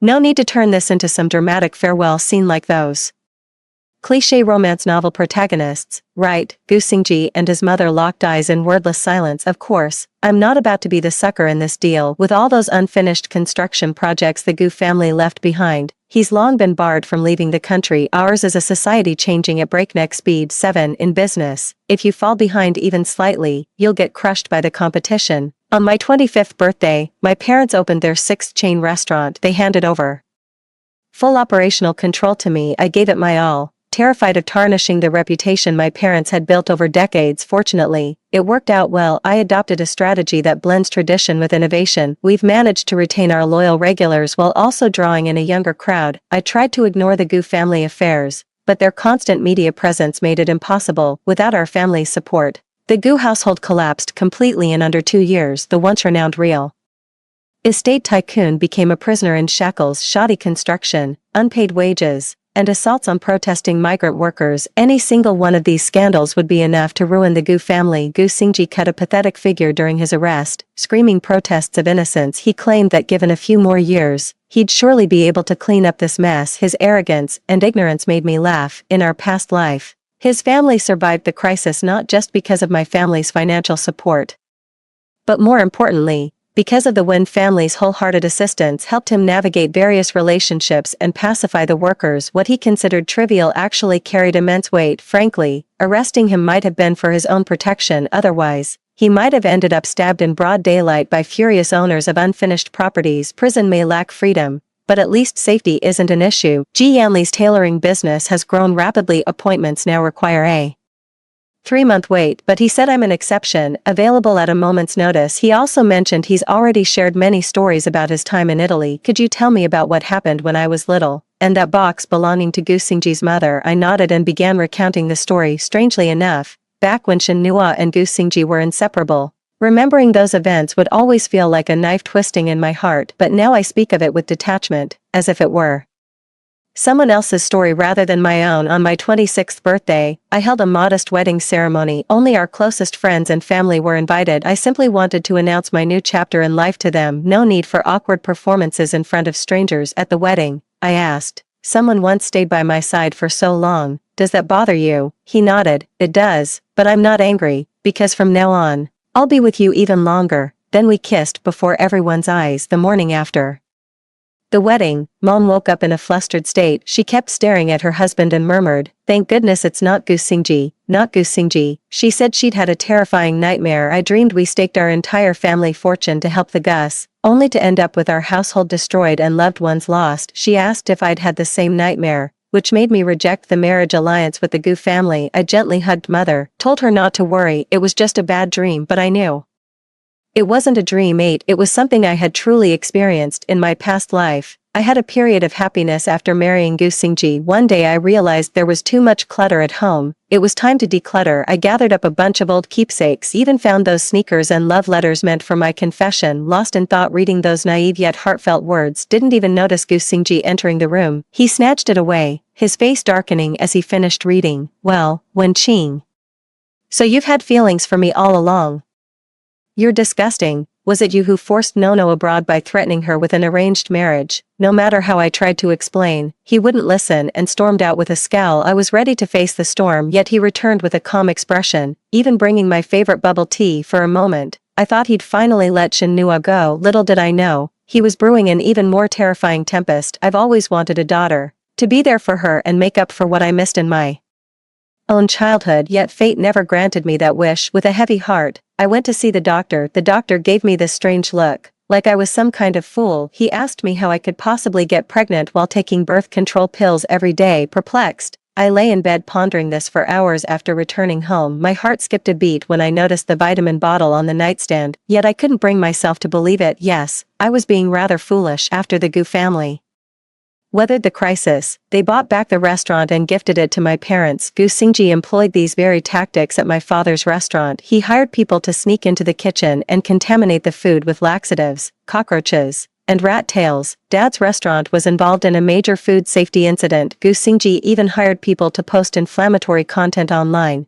claiming Dad's restaurant had always operated that way. My parents and I endured unprecedented cyberbullying. During that period, we kept receiving harassing phone calls, either keep silent or start hurling abuse outright. Tens of thousands of netizens were kept completely in the dark under the guise of justice. They sent funeral wreaths, burial garments, and urns to my home. During that period, my parents dared not return home or even turn on their phones. Suffering from neurasthenia, Mom lost nearly 30 pounds in a month. Meanwhile, Gu Xingji's mother remained pampered and impeccably maintained. In desperation, Gu Xingji reappeared before my parents wearing his model son-in-law mask, claiming he could smooth things over for us. They tricked us into signing the agreement, completely draining our family's resources. Not a single penny of the marital assets remained tied to me. Only after accomplishing this did he finally drop the facade, making no effort to conceal his disgust toward me. He said my very scent made him nauseous. He said my life isn't worth a single strand of Shenhua's hair. He called our Wen family shameless, saying we'd exploit a minor favor to control him for life. Perhaps that was the moment my heart died. In the second year of our marriage, my daughter was born. 9. I always thought babies were supposed to be soft, smooth, and milky white. When the nurse handed me that wrinkly little bundle, I almost thought she'd made a mistake. Mom just smiled and patted my cheek. She said I looked exactly the same when I was born. Don't worry if the baby looks a bit funny at first, they'll grow into their looks in no time, just like me. My daughter was an easygoing angel baby with minimal demands. She just ate, slept, and repeated, hardly ever fussed or cried. Mom was on high alert during those first few days at the hospital, afraid of running into another weird auntie who's obsessed with angelic babies. Ji Yanli refused to let some random brats monopolize his daughter's childhood. We instantly agreed, no matter how busy, we'd come home daily to hug and kiss her. Kids grow up way too fast. Changing almost overnight. By age 3, she'd transformed from a little angel into a tiny terror. Even the best-behaved pets in the neighborhood would bolt at the sight of her. The little one pouted and begged me for a puppy. I carried her to the pet store, never expecting to run into Gu Xingji's mother along the way. She froze for a long moment after seeing my daughter, then finally managed to say, "I thought my old eyes were playing tricks on me. It's like seeing your childhood self again." She Wasn't deeply involved in company affairs, so she didn't go in. It's just a spending restriction, nothing more. She wore baggy, cheap sportswear, her silver hair clearly visible. She reached out to hug my daughter, but the child turned away and buried her face in my arms. Mommy, what do we call someone even older than grandma? Gu Xingji's mother touched her own face as she asked me, or perhaps she was asking herself, have I really grown this old? I'm a woman too. I understand that sorrow and dread when time slips through your fingers, but right now, I couldn't muster an ounce of sympathy for her. In my past life, mother followed father to the grave the very next day after he passed. After all these years of friendship, she didn't show an ounce of sadness. She sneered that mom was too emotionally fragile to handle anything. She even made snide remarks about my family's inferior genes being the reason we couldn't conceive. I pushed those chaotic thoughts aside and said nonchalantly, kids say the darndest things, please don't take it to heart. Those who used to fawn over the Gu family have long since kept their distance. Even some close relatives stopped keeping in touch with her. Running into an old acquaintance, she simply couldn't stop chattering away, kept pulling my sleeve while rambling about old times, said I used to adore their sweet and sour pork ribs as a kid, mentioned how her relative's cat had kittens during her hometown visit, and she tried bringing one for me only for it to escape on the way back. Also recalled how during their early startup days, she and mom would often split a single meal box to save money. The conversation somehow shifted to Gu Xingji. They said Gu was originally sentenced to 7 years, but got additional time for fighting in prison. They even showed me Gu Xingji's photo. Though he just turned 30, he looked a good decade older. You've gotten darker and thinner. My daughter looked disgusted, saying mom had no taste as a kid to play with. Someone so unattractive. I chuckled while pinching her cheek, telling her it's wrong to judge people by appearances, but she might not be entirely wrong. I thought I'd never cross paths with Gu Xingji again in this lifetime. 10 until my 35th birthday, when I accompanied my daughter to a legal awareness lecture. The school places great emphasis on cultivating students' legal awareness, with speakers including not just legal experts but also well-behaved inmates who shared their experiences. Of course, to avoid scaring the children, they were all white-collar criminals, no violent offenders. It never crossed my mind that Gu Xingji would be among them. Perhaps the extended sentence finally made him face reality and abandon his pipe dreams. Speaking into the microphone, he laid bare every last one of the Gu family's misdeeds. He told the kids that whether they work a job or run a business in the future, they must always be honest and keep a clear conscience. It sounded like standard corporate speak, but coming from him, it felt oddly out of place. What was even stranger was how he fell into a long silence after seeing me. He ended by telling the children to cherish those who treat them well. In the brief moment as he boarded the prison transport, our eyes met. I leaned close to his ear and whispered, Shenhua has returned. He responded indifferently with a simple, In their past life, Shenhua had also returned to the country on this very day. Her English wasn't great, and after moving to the US, she didn't pursue any studies. She was just mooching off her parents. After her father passed away, her financial safety net vanished. She then married a white physician. In American society, these 4 words carry significant social cachet. Respected and well-off. Shenhua initially thought so too, believing she was about to live the life of a wealthy housewife, but reality proved otherwise. That doctor didn't marry her for her wit, her talents, or even her beauty. He married her simply because she was an Asian woman. To put it bluntly, it's yellow fever. These men see Asian women as docile, submissive trophies that feed their dominance complex. This stereotyping does real harm by reducing all Asian women to the same caricature. He brags about having an Asian wife, yet couldn't tell you her nationality or favorite food. Too easily replaceable. Shenhua refused to sacrifice herself to satisfy some old white creep's perverted desires. The white doctor was bitterly disappointed to find reality fell far short of his expectations. He frequently subjected her to verbal abuse. He would sometimes press the unloaded gun against Shenhua's temple and pull the trigger. At first Shenhua was terrified, but gradually grew accustomed to it. After all, the chamber was empty until one day, the white doctor fired a bullet that landed less than 3 centimeters from her head. The psychological torment of this Russian roulette finally shattered Shenhua completely. She posted these things on social media, and Gu Xingji read them aloud to me. He believed all of Shenhua's suffering stemmed from the arranged marriage between the Wen and Gu families. I was the one who started it all, so he made me relive every last one of those horrors. Shenhua somehow got wind of my family's bankruptcy and flew back home immediately. Gu Xingji's eyes sparkled again, just like when we were young. I numbly told him, I'll step aside for you too. Let's go get our divorce papers. We got into a car accident on the road and collided with a tanker truck. I was the one driving. Was it a mistake I made because I was too distraught? Or did I hit it on purpose, or was that tanker truck violating traffic rules? To be honest, my memory's a bit hazy now. The last thing I remember before losing consciousness was Gu Xingji still cursing at me, blaming me for ruining his life with Shen Nua. I'll never know what he endured in prison this lifetime. That's why he took Shen Nua's return so lightly. Maybe had a similar dream as Mom did, but it's none of my business now. On the way home, that fuel truck reappeared in sight. "Mom, watch out," my daughter shouted. I steered around it with practiced ease. "Don't worry, Dad's waiting at home to have dinner with us." Later, all those stories about Shen Nua and Gu Xingji were things I heard from old classmates. After his release from prison, Gu Xingji went looking for Shen Nua. After enduring years of domestic violence, how could Shen Nua remain unmoved seeing the man who once cherished her like a treasure? 11 For a fleeting moment, she might have thought money didn't matter. They'd been together for a while, but living together day in and day out didn't rekindle their old spark. It only made them see each other clearly. Shen Nua still couldn't stand being broke. With a criminal record hanging over him, Gu Xingji couldn't land any decent high-paying jobs. Gu Xingji had hoped to find warmth and comfort in Shen Nua, but Shen Nua grew increasingly irritable. She'd never dare lash out at the white doctors, yet had no qualms taking it out on Gu Xingji. Their relationship lasted less than 3 months before they went their separate ways again. My parents cherished me and wanted to support my love. Manager Gu Xingji checked out the warehouse job paying 3,000 yuan monthly. Later,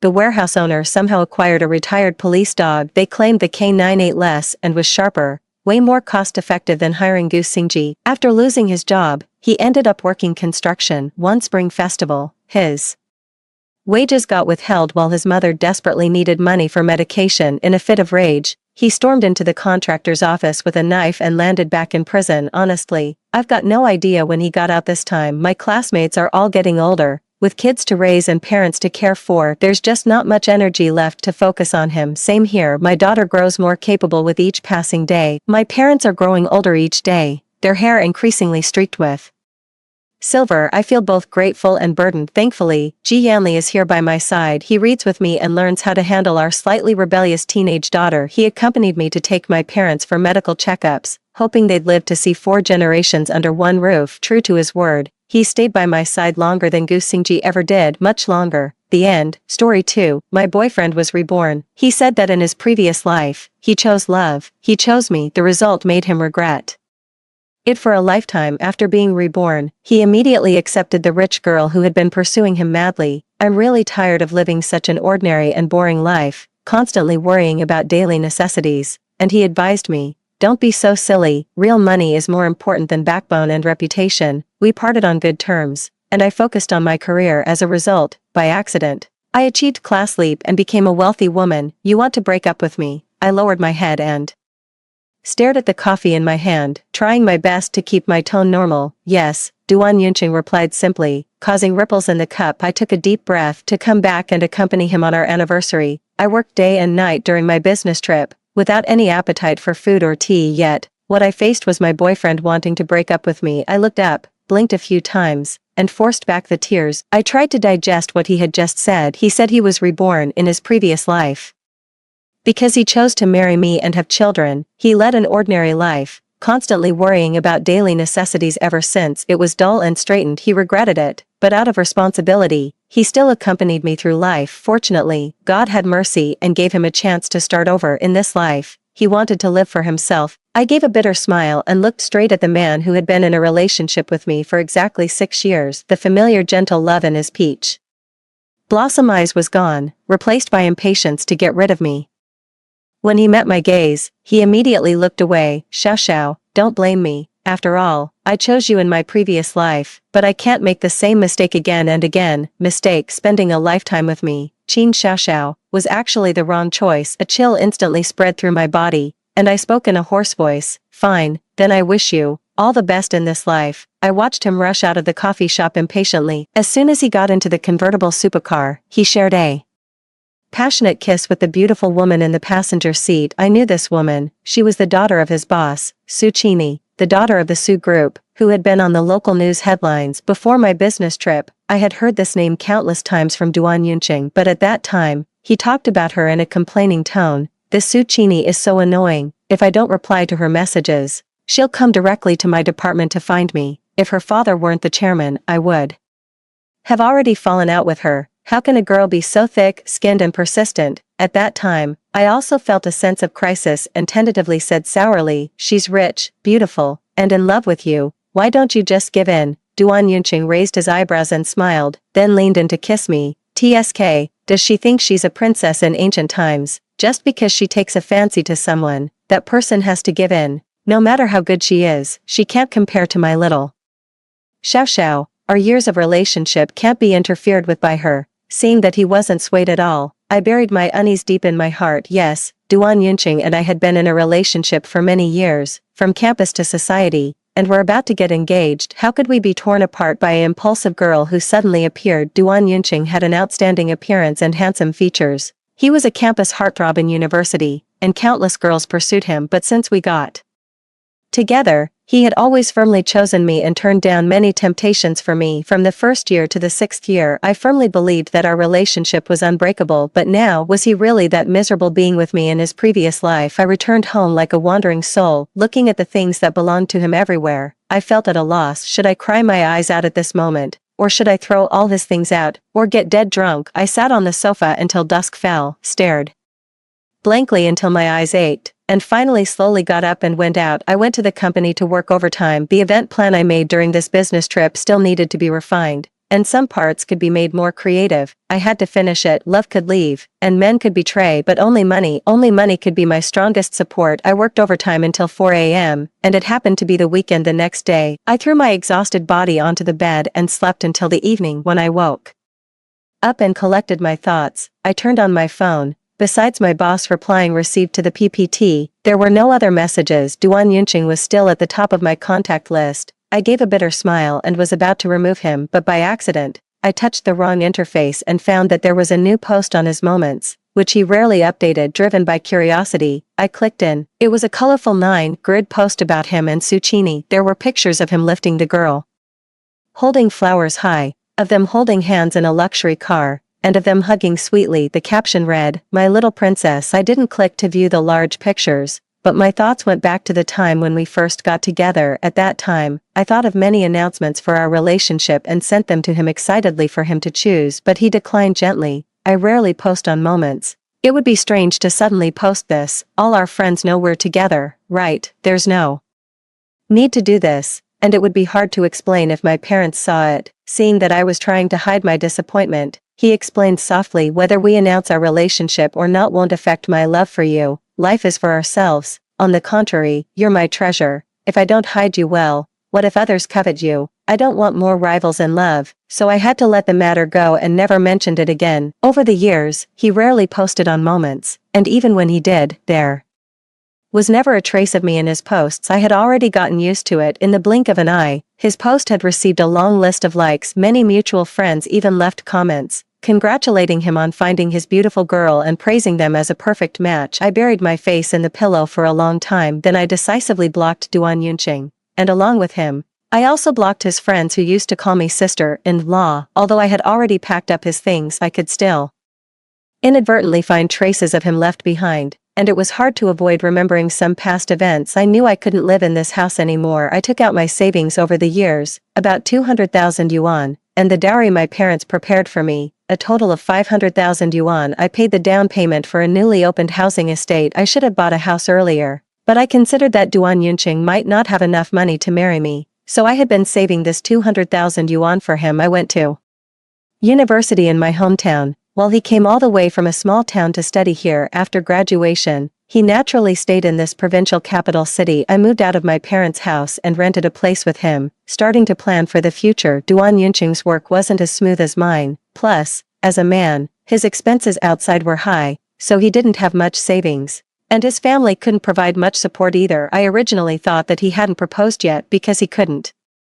afford it. To relieve his pressure and make my parents more satisfied with him, I saved money by living frugally for him. Who would have thought that I was just being sentimental? After buying the house, burdened with a loan, I didn't want to let myself have time to think about things, so I threw myself into work. I went from leaving work on time just to rush to a date to voluntarily working overtime until late at night, from being reluctant to go on business trips because I was worried Duan Yunqing couldn't take care of himself to actively asking to stay in other places. I didn't mind doing dirty and tiring work, and I was determined to work hard. Suddenly returning to a single life, there were times when I couldn't hold on the way home late at night, when preparing breakfast and dinner alone. The loving scenes in my memory would come crashing back like a strong wind. Then I would grit my teeth and tell myself, don't look back, look forward. But unexpectedly, due to continuous work, lack of rest, and skipping breakfast, I had low blood sugar on my way to work.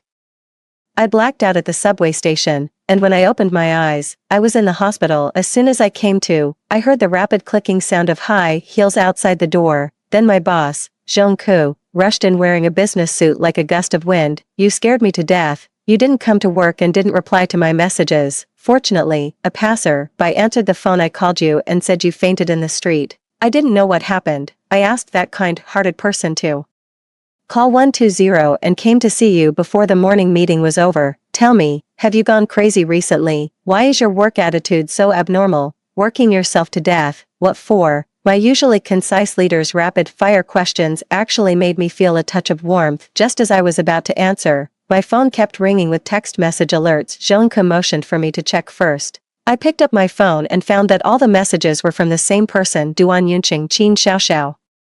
Aren't you annoying? We've broken up, so why are you still calling me? Do you know that your constant calling has made my girlfriend suspicious? Don't say you love me and can't let me go. You're really annoying me. Just get lost and don't bother my new life. Okay, I checked the call log. It should be that when I fainted, the kind-hearted passer-by called the emergency contact number that I forgot to change. Although I knew I shouldn't bother him after the breakup, these words were still heartbreaking. It seemed that I used all my strength to reply and ask, what if I really have something important to tell you? He replied instantly, even if you die, it has nothing to do with me. I covered my eyes with the back of my hand and then smiled softly. He was no longer the warm and gentle young man in my memory. Without the filter of love, he was nothing more than a cold-hearted and unfeeling man. I took a deep breath, sat up straight, and looked Jong-koo in the eye. Boss, you asked me what I'm doing this for. I just want to prove that I, Qin Xiaoxiao, will never lead an ordinary, boring, and worthless life. The woman in front of me raised her eyebrows and smiled. Then I'll give you a chance to prove yourself. Do you want it or not? I was ordered to rest for a few days. When I returned to the company,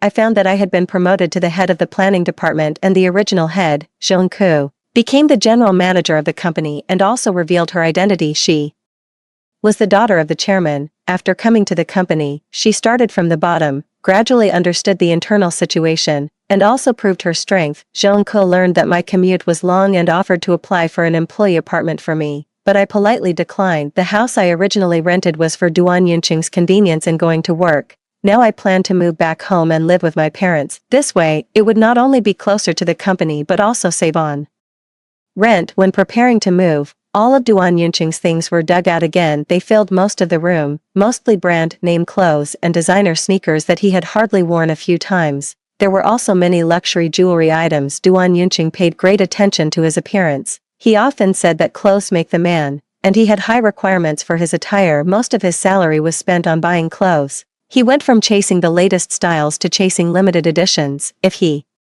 couldn't get the genuine products, he would buy counterfeits. Sometimes when he was short of money, he would also ask me for it. Later, to save his face as a man, when I knew he liked something, I would take the initiative to buy it for him. He then used the money he saved to go to increasingly high-end places. Now that I thought about it, perhaps in the past when I wasn't aware, our values had already been completely different. In the following days, I dedicated myself entirely to work with Jong-koo's occasional guidance. I no longer just worked blindly. I led the department staff, coordinated with each other, and optimized the processes. I became more and more proficient in planning activities and achieved better and better results. While I was up all night thinking of creative ideas, Duan Yunqing was indulging in the nightlife, reveling in debauchery while I was rushing between venues non-stop. Duan Yunqing was having a romantic time with his girlfriend on a tropical island. I thought we would be like two intersecting lines, drifting further and further apart, but unexpectedly, a year later, we met again. It was the anniversary of our alma mater. Taking advantage of the fact that many classmates from other places had also come back, the class leaders organized a class reunion. After a busy day, I finally had a chance to catch my breath. In the evening, I arrived at the hotel on time. Most of the classmates were already in the private room, lively discussing the grand event of the day. Our school is developing better and better. The anniversary celebration was really magnificent. I heard that a well-known media company was hired, and a lot of money was spent. I pushed the door open, and everyone's eyes turned to me. Hey, Xiaoxiao is here. Where's Duan Yunqing? You two have been together for so many years. It's time for us to attend your wedding. Yes, yes. You two were the golden couple and model lovers in our class back then. Before I could explain, they were stopped by someone who knew the truth. He said in a loud whisper that everyone could hear. They broke up a long time ago. Duan Yunqing's current girlfriend is the daughter of the Su group. I smiled calmly and nodded, tacitly admitting it. The atmosphere suddenly became even livelier. The Su group, is it the one I'm thinking of? Exactly. I saw them together before. She's truly a top-notch rich and beautiful girl. Standing next to Duan Yunqing, she makes him look like a noble young master. TSK, he's really lucky. Having a handsome face is quite an advantage. He could date the most beautiful girl in the class when he was in school, and now he can marry a wealthy heiress when it's time to get married. I ignored these discussions and just chatted in a low voice with my roommates whom I hadn't seen for a long time about our current situations. When the dinner was coming to an end, with the sound of the door opening, the atmosphere of the night reached its peak. It was Duan Yunqing who came. I frowned. Didn't the class monitor say he wouldn't come? Seeing the protagonist of the hot topic arrive, everyone stood up to greet him, and warm words poured out. Hey, isn't this the son-in-law of the Su family? Brother Duan, if you become rich, don't forget about us. Yunqing, are you and Miss Su getting married soon? Remember to invite us old classmates then. Duan Yunqing was invited to the honored seat. The arrogance on his face couldn't be hidden. He casually threw the key to his Maserati on the table.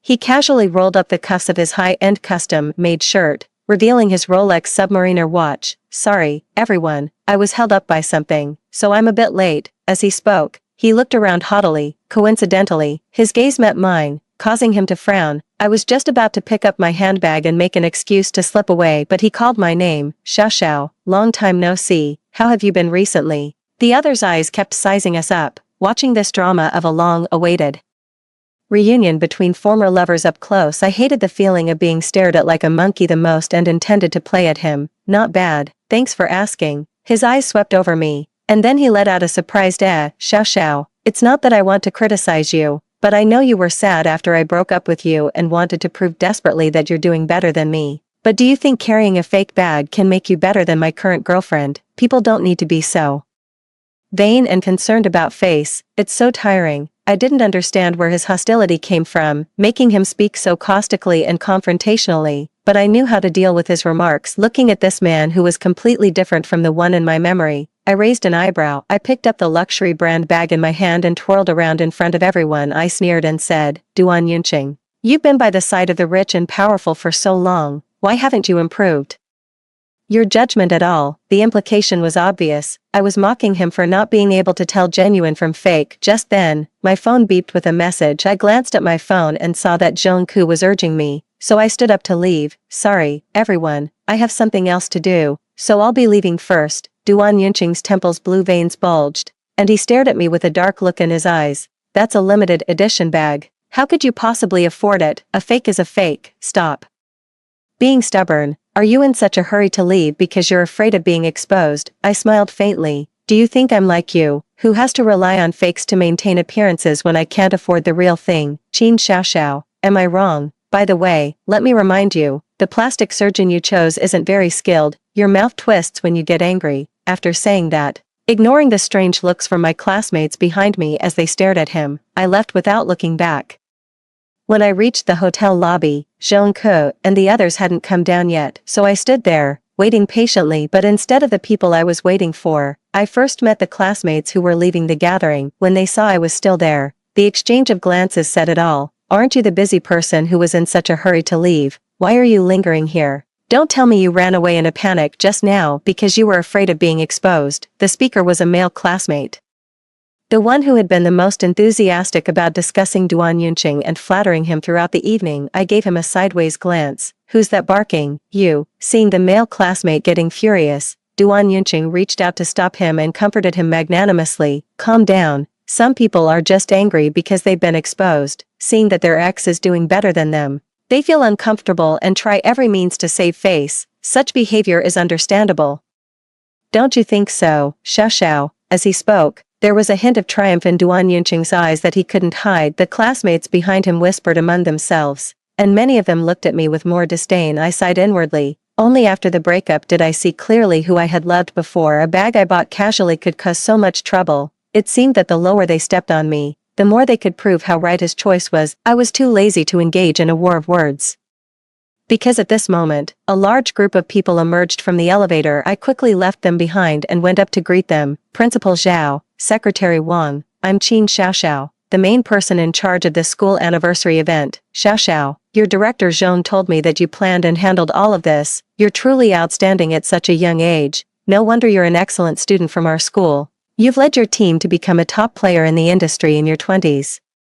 Your future is limitless. They praised me with smiles, and I accepted it calmly while skillfully using diplomatic language. The classmates behind me took this opportunity to gather around and greet the school leaders one after another. Only Duan Yunqing's expression became more and more unpleasant. He let out a cold snort and said loudly, "What's so great about that? She's just someone who got promoted by a man, Director Zhong. The team, I've seen plenty of people who use their bodies to get results and then take credit for the team's work." The atmosphere suddenly turned cold. The familiar sound of high-heel shoes came from behind. A man? Since when did I, the only daughter of the Zhong family, become a man? Qin Xiaoxiao sleeping her way to the top. Come on, I prefer men with abs. Zhongke's half-smiling eyes swept lightly over them, causing an uproar. Duan Yunqing looked at the two of us, his face changing colors several times, but he finally didn't say anything more. I ignored him and focused on cooperating with Zhongke, chatting with the leaders about future cooperation and then seeing them off to their cars. When I was done and drove away, I found that there were still many classmates waiting at the hotel entrance. I rolled down the car window and asked which female classmates needed a ride home, but I heard that familiar voice again. Qin Xiaoxiao, you're driving a luxury car now. And you still say you didn't rely on a man. I know exactly what you're made of.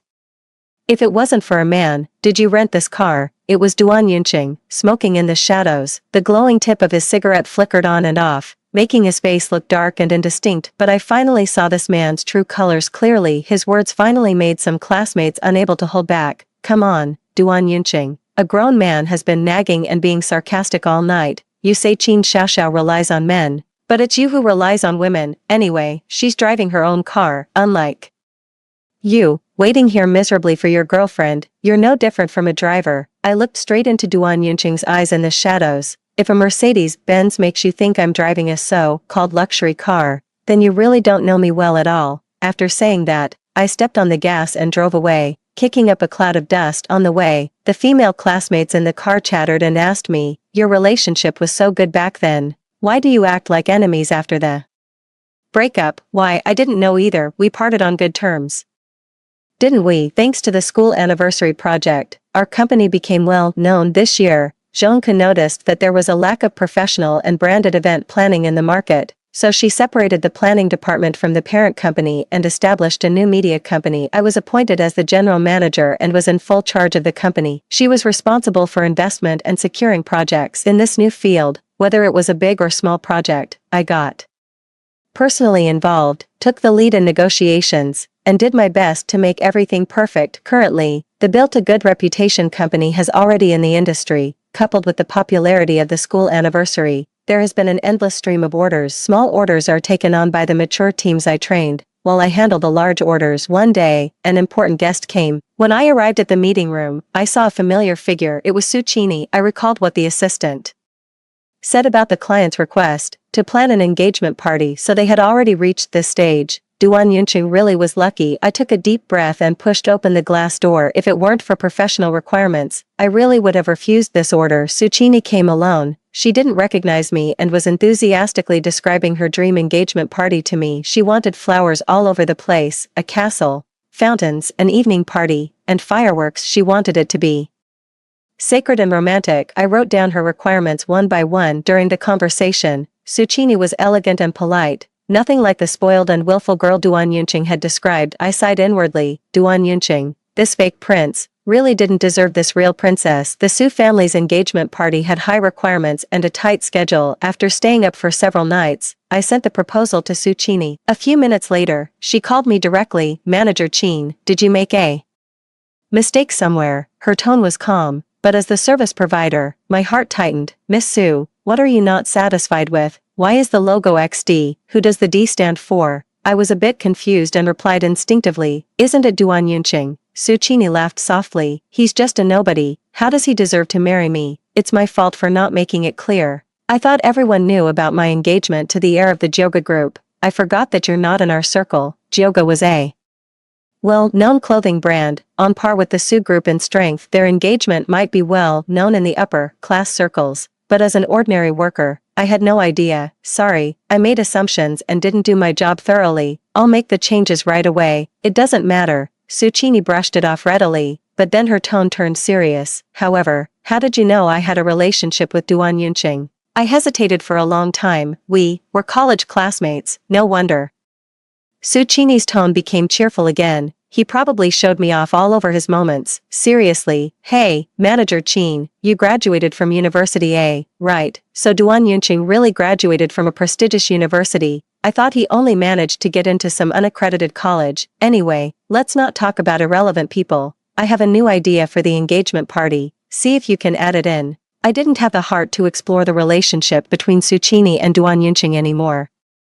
I just focused on serving this important client well because the pay was really good. With my top-notch team, we worked day and night for over a month, and finally, we presented the grand engagement party Suchini wanted. Before the ceremony started, I was on site coordinating everything. In the middle of the chaos, I felt my arm being suddenly grabbed. "Qin Xiaoxiao, you still can't let go of me. When you heard Suchini was getting engaged, you sneaked in to see me, right?" It was Duan Yunqing. With bloodshot eyes, he must have had more plastic surgery. His original peach blossom eyes now had even wider double eyelids, and his nose was higher and narrower. But even so, despite wearing luxury brands, he still looked listless. I frowned and shook off his grip. "What are you going crazy for?" I pointed to my name tag that said head of staff and said, "I'm a staff member." "Okay." The malice in his eyes grew stronger. "A staff member, huh? Then you already knew Suchini wouldn't marry me. You came here specifically to laugh at me, didn't you?" I was too busy to argue with him and signaled the staff to pull him away. "Duan Yunqing, Suchini is my client. If you dare to cause trouble at this event today, I will never let you off. You have no part in today's show. I suggest you get lost as far as possible." Watching him being dragged out of the hotel, I added more security personnel and asked them to keep a close eye on him. But even so, in the middle of the ceremony, I heard from the headset that an outsider had broken in. When I arrived, I found that Suchini's bodyguards had already subdued Duan Yunqing before the security guards arrived. Seeing me come, they casually threw him on the ground, nodded to me, and then left. I looked at the man, who was beaten black and blue and lying on the ground like a pile of mud, and didn't say a word. He didn't look at me either, staring up at the sky. He let out a cold snort, here to laugh at me. His newly done nose was crooked from the beating, and he looked ridiculous. I finally asked the question that had been bothering me for a long time. "Duan Yunqing, we parted on good terms. Why do you still hold a grudge against me?" He laughed maniacally. "Why? You ask me why? Why can you live so well after leaving me? Why can you easily achieve by yourself the glory and wealth that I obtained by sacrificing my dignity? Tell me, how can I not hate you when I see you like this?" At this moment, my relief at breaking up with him reached its peak. How dare he say that everything I have was easily obtained while he was groveling and flattering others. I was doing my best to meet clients' needs while he was using his looks to his advantage. I was pulling all-nighters, turning sallow from lack of sleep while he was squandering money. I was making smart plans, investing, and making my money work for me. So, while he was panicking that everything he had might be taken away, I was calmly enjoying my wealth. Why shouldn't I be doing better than him? Perhaps he never really loved me. He only loved himself. He chose to be in a relationship with me for all those years because my appearance and academic achievements could add luster to his life at that stage. But once we entered the next stage and I could no longer meet his needs, I became a discarded pawn, a pawn that wasn't allowed to do better than him. Being with such a person was truly a stain on my life. Just thinking about it made me feel sick. Of course, I didn't see him again after that. Suchini still entrusted us with organizing her wedding. This time, there were no unwanted guests at the ceremony, and the newlyweds were deeply in love at the wedding venue. I heard one of Suchini's friends casually mention the young lady's past romantic affairs. She said that the most obedient little wolf dog had become an erotic live streamer after being dumped. Indeed, Duan Yunqing was used to a life of luxury. How could he be willing to work hard again? Perhaps due to his good looks, he gained some popularity. After a while, I actually saw him on a short video app under the ambiguous and shining lights. Duan Yunqing was wearing a uniform, his tie loosely tied. He was vigorously twisting his waist and hips, shaking to the rhythm. From time to time, he caressed his chest and lower areas, deliberately showing off his jawline throughout the video with a seductive expression. I had to admit, he was really working hard at his erotic live streaming, but compared to the countless gifts, the money still came easily when the top contributor in the live stream room sent a virtual rocket gift. He smiled widely and kept flattering the person. I wanted to see how much it would cost to make young Master Duan smile, but by accident, I also sent a rocket. His smile grew even wider. Thank you, Sister Xiaoxiao, for the rocket, Sister Xiaoxiao. If you like me, you can send more gifts. Maybe you'll have a chance to get my exclusive videos. I felt regretful and embarrassed. With goosebumps all over my body, I immediately exited the live stream room and added him to the blacklist. But when I logged back into the app, I found that he had sent me a message from his assistant account. It's you, isn't it? I remember now. Your screen name across all platforms is Xiaoxiao. What? Can't sit still now that you see me rising to fame again. But give up. I'm a big influencer now, and there are countless wealthy women waiting to throw money at me. Without you, without Suchini, I can still live a great life. I blocked him again.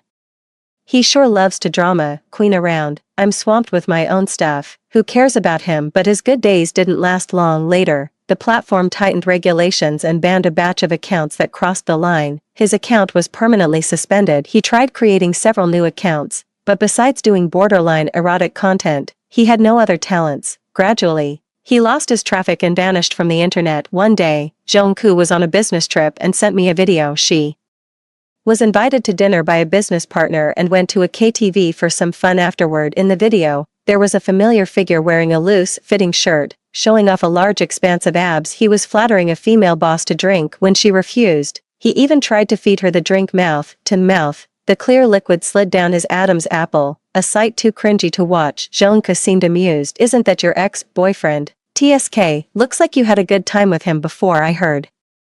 The hosts here are available for extra services. Should I book him and bring him back for you to play with? Me, spare me. A long time later, I saw him for the last time at a corner of the hospital. I was accidentally bumped into by Duan Yunqing. After recognizing each other, he called out to me, Xiaoxiao, how have you been recently? I smiled calmly. Not bad. That's good. Back then, I treated you so badly. Do you still hate me? I dodged the question. Life is vast. There's no room to waste emotions on unworthy people and things. He looked haggard. Upon hearing this, he forced a smile. I know I wronged you. These days, I often think about our time at school, when we loved each other carefree and without any ulterior motives. If I could, honey, a hearty male voice cut off what he was about to say. I turned around and saw my husband, Song Qiming, walking towards me with a beaming smile. Honey, the 4D ultrasound photos of our baby are out. Look, our little one is so chubby and cute. As he spoke, he gently put his arm around my waist, excitedly sharing the joy of becoming a father for the first time. Duan Yunqing looked at my belly, which was slightly but distinctly rounded under my coat, and stood there stunned. I nodded at him. I have something else to do, so I'll be leaving now. I then took Song Qiming's arm and turned to leave, but I heard the man behind me ask in a trembling voice, Qin Xiaoxiao, why did you get married and have a baby with someone else? You should have. Afraid that listening further would make me nauseous, I interrupted him. Should have what? Waited for you, Duan Yunqing. I hope you understand that you're not the protagonist of this world. After saying that, I left without looking back. If this were a romance novel, I might have been the infatuated supporting female character, at his beck and call, waiting endlessly for someone I couldn't have. If it were a revenge-themed novel, I might have gritted my teeth, sought revenge, worked hard on my career, and become a strong female lead who chose not to marry or have children. But my life can't be categorized so simply. I enjoy the challenges of the workplace, and I also yearn for the warmth of a family. So when the right time came and I met the right person, I settled down. My heart and soul found a home, and love blossomed and bore fruit. When we left the hospital and passed that corner again, the man was long gone, but there was a medical examination report lying on the ground. Song Qiming kindly picked it up, and I accidentally glanced at it. Name, Duan Yunqing. Test result, HIV-1 antibody positive. Plus, now, let's travel back in time, back to the time when I was just dumped. Holding back tears, I was packing up the things Duan Yunqing left behind. I noticed that he forgot to log out of WeChat on his iPad. There was a very active group chat, and I could vaguely see my name mentioned. I secretly clicked in and uncovered the so-called truth. Scrolling up through the chat records, I saw what Duan Yunqing had said while I was on a business trip. As a native of Shanghai and an only child, Xiaoxiao is actually a pretty good marriage prospect. I didn't really want to break up with her, but there's no other way. Su Qini is offering too much. Su Qini's father is worth tens of billions. She's the only daughter in the family. Once I marry her, won't all that wealth be mine? No matter how good Qin Xiaoxiao is, she's just from a moderately well-off family. How can she compare? Look out for number one, or the world will condemn you. Figuring out how to break up with her was such a headache. Otherwise, why would I have waited this long? But I came up with the perfect excuse. I'll say I was reborn and had a miserable life with Qin Xiaoxiao in my past life. This way, it won't count as betraying her. She's soft-hearted. Once I play the moral card, she'll leave without a fuss. I stared at the screen for a long time. In the end, I decided not to expose his lie. I chose to let him have his way. And in doing so, I set myself free too. I made his pursuit of a carefree and adventurous life, and I also opened the door to my own bright future. Extra. My name is Duan Yunqing. I was born in a remote small town, with a handsome appearance and excellent grades. I grew up surrounded by praise. The so-called the perfect child that parents always compare their own kids to. So many people told me that I would achieve great success one day. I firmly believed that I was like a pine tree growing out of the mud, destined for greatness. When I received my university acceptance letter, I secretly vowed that I would leave this small town forever and turn my life around. After entering university, I started looking for the right person to date, someone who could help me build a better future. But not long after, I was captivated by Qin Xiaoxiao's smile. She seemed to come from a good family. Being generous and proper in everything she did, she was irresistible. She must have liked me too, because on the night I confessed my love after drinking, her eyes sparkled like stars. That's how we got together. I comforted myself that she was the best girlfriend I could find at the time. Beautiful, well-mannered, and from a decent family. She wasn't from a wealthy or powerful family, but she was a reliable fallback option. I thought I could always keep looking for something better while being with her, but surprisingly, I never found that better option. Although I had countless admirers, none of them could compare to Qin Xiaoxiao. Some wealthy girls pursued me, but their personalities were far from hers. So, after all my searching and hesitating, we were still together when we graduated from university. After graduation, she started planning our future together, buying a house, a car, getting married, and having children. Just thinking about these things made me feel suffocated. Was this really going to be my life? With everything so predictable, was my dream of rising to the top going to end here? Was I just supposed to accept this fate? No, I was afraid she was like warm water slowly boiling me to death. So I decided to make a leap. Coincidentally, the chairman's daughter came to the company for an internship. With some deliberate flirting, I managed to pique her interest. I thanked fate for this opportunity, this rope that could pull me to the top, and fortunately, I grabbed hold of it. Was spending my life with Qin Xiaoxiao really the wrong choice? My guilt quickly vanished in the face of the glamorous life I now led. With my sweet words, my willingness to grovel, and my meticulous care, I became the man who stayed by Su Qini's side the longest. I thought the vast wealth was within my grasp, but then I met Qin Xiaoxiao again. She was even more beautiful. The pain of our breakup hadn't left a single mark on her. She carried herself with grace, confident and charming. My heart started pounding wildly, but I knew it wasn't love rekindling, it was hatred flaring up. Why did she manage to transform and start anew? Why didn't she end up living the mundane life of a housewife, worrying about daily chores? Why was she dressed in luxury brands, looking like a real wealthy heiress? I hated her so much. She shouldn't have been like this. But before I could figure out how to bring her down, I fell hard. Su Qini got engaged.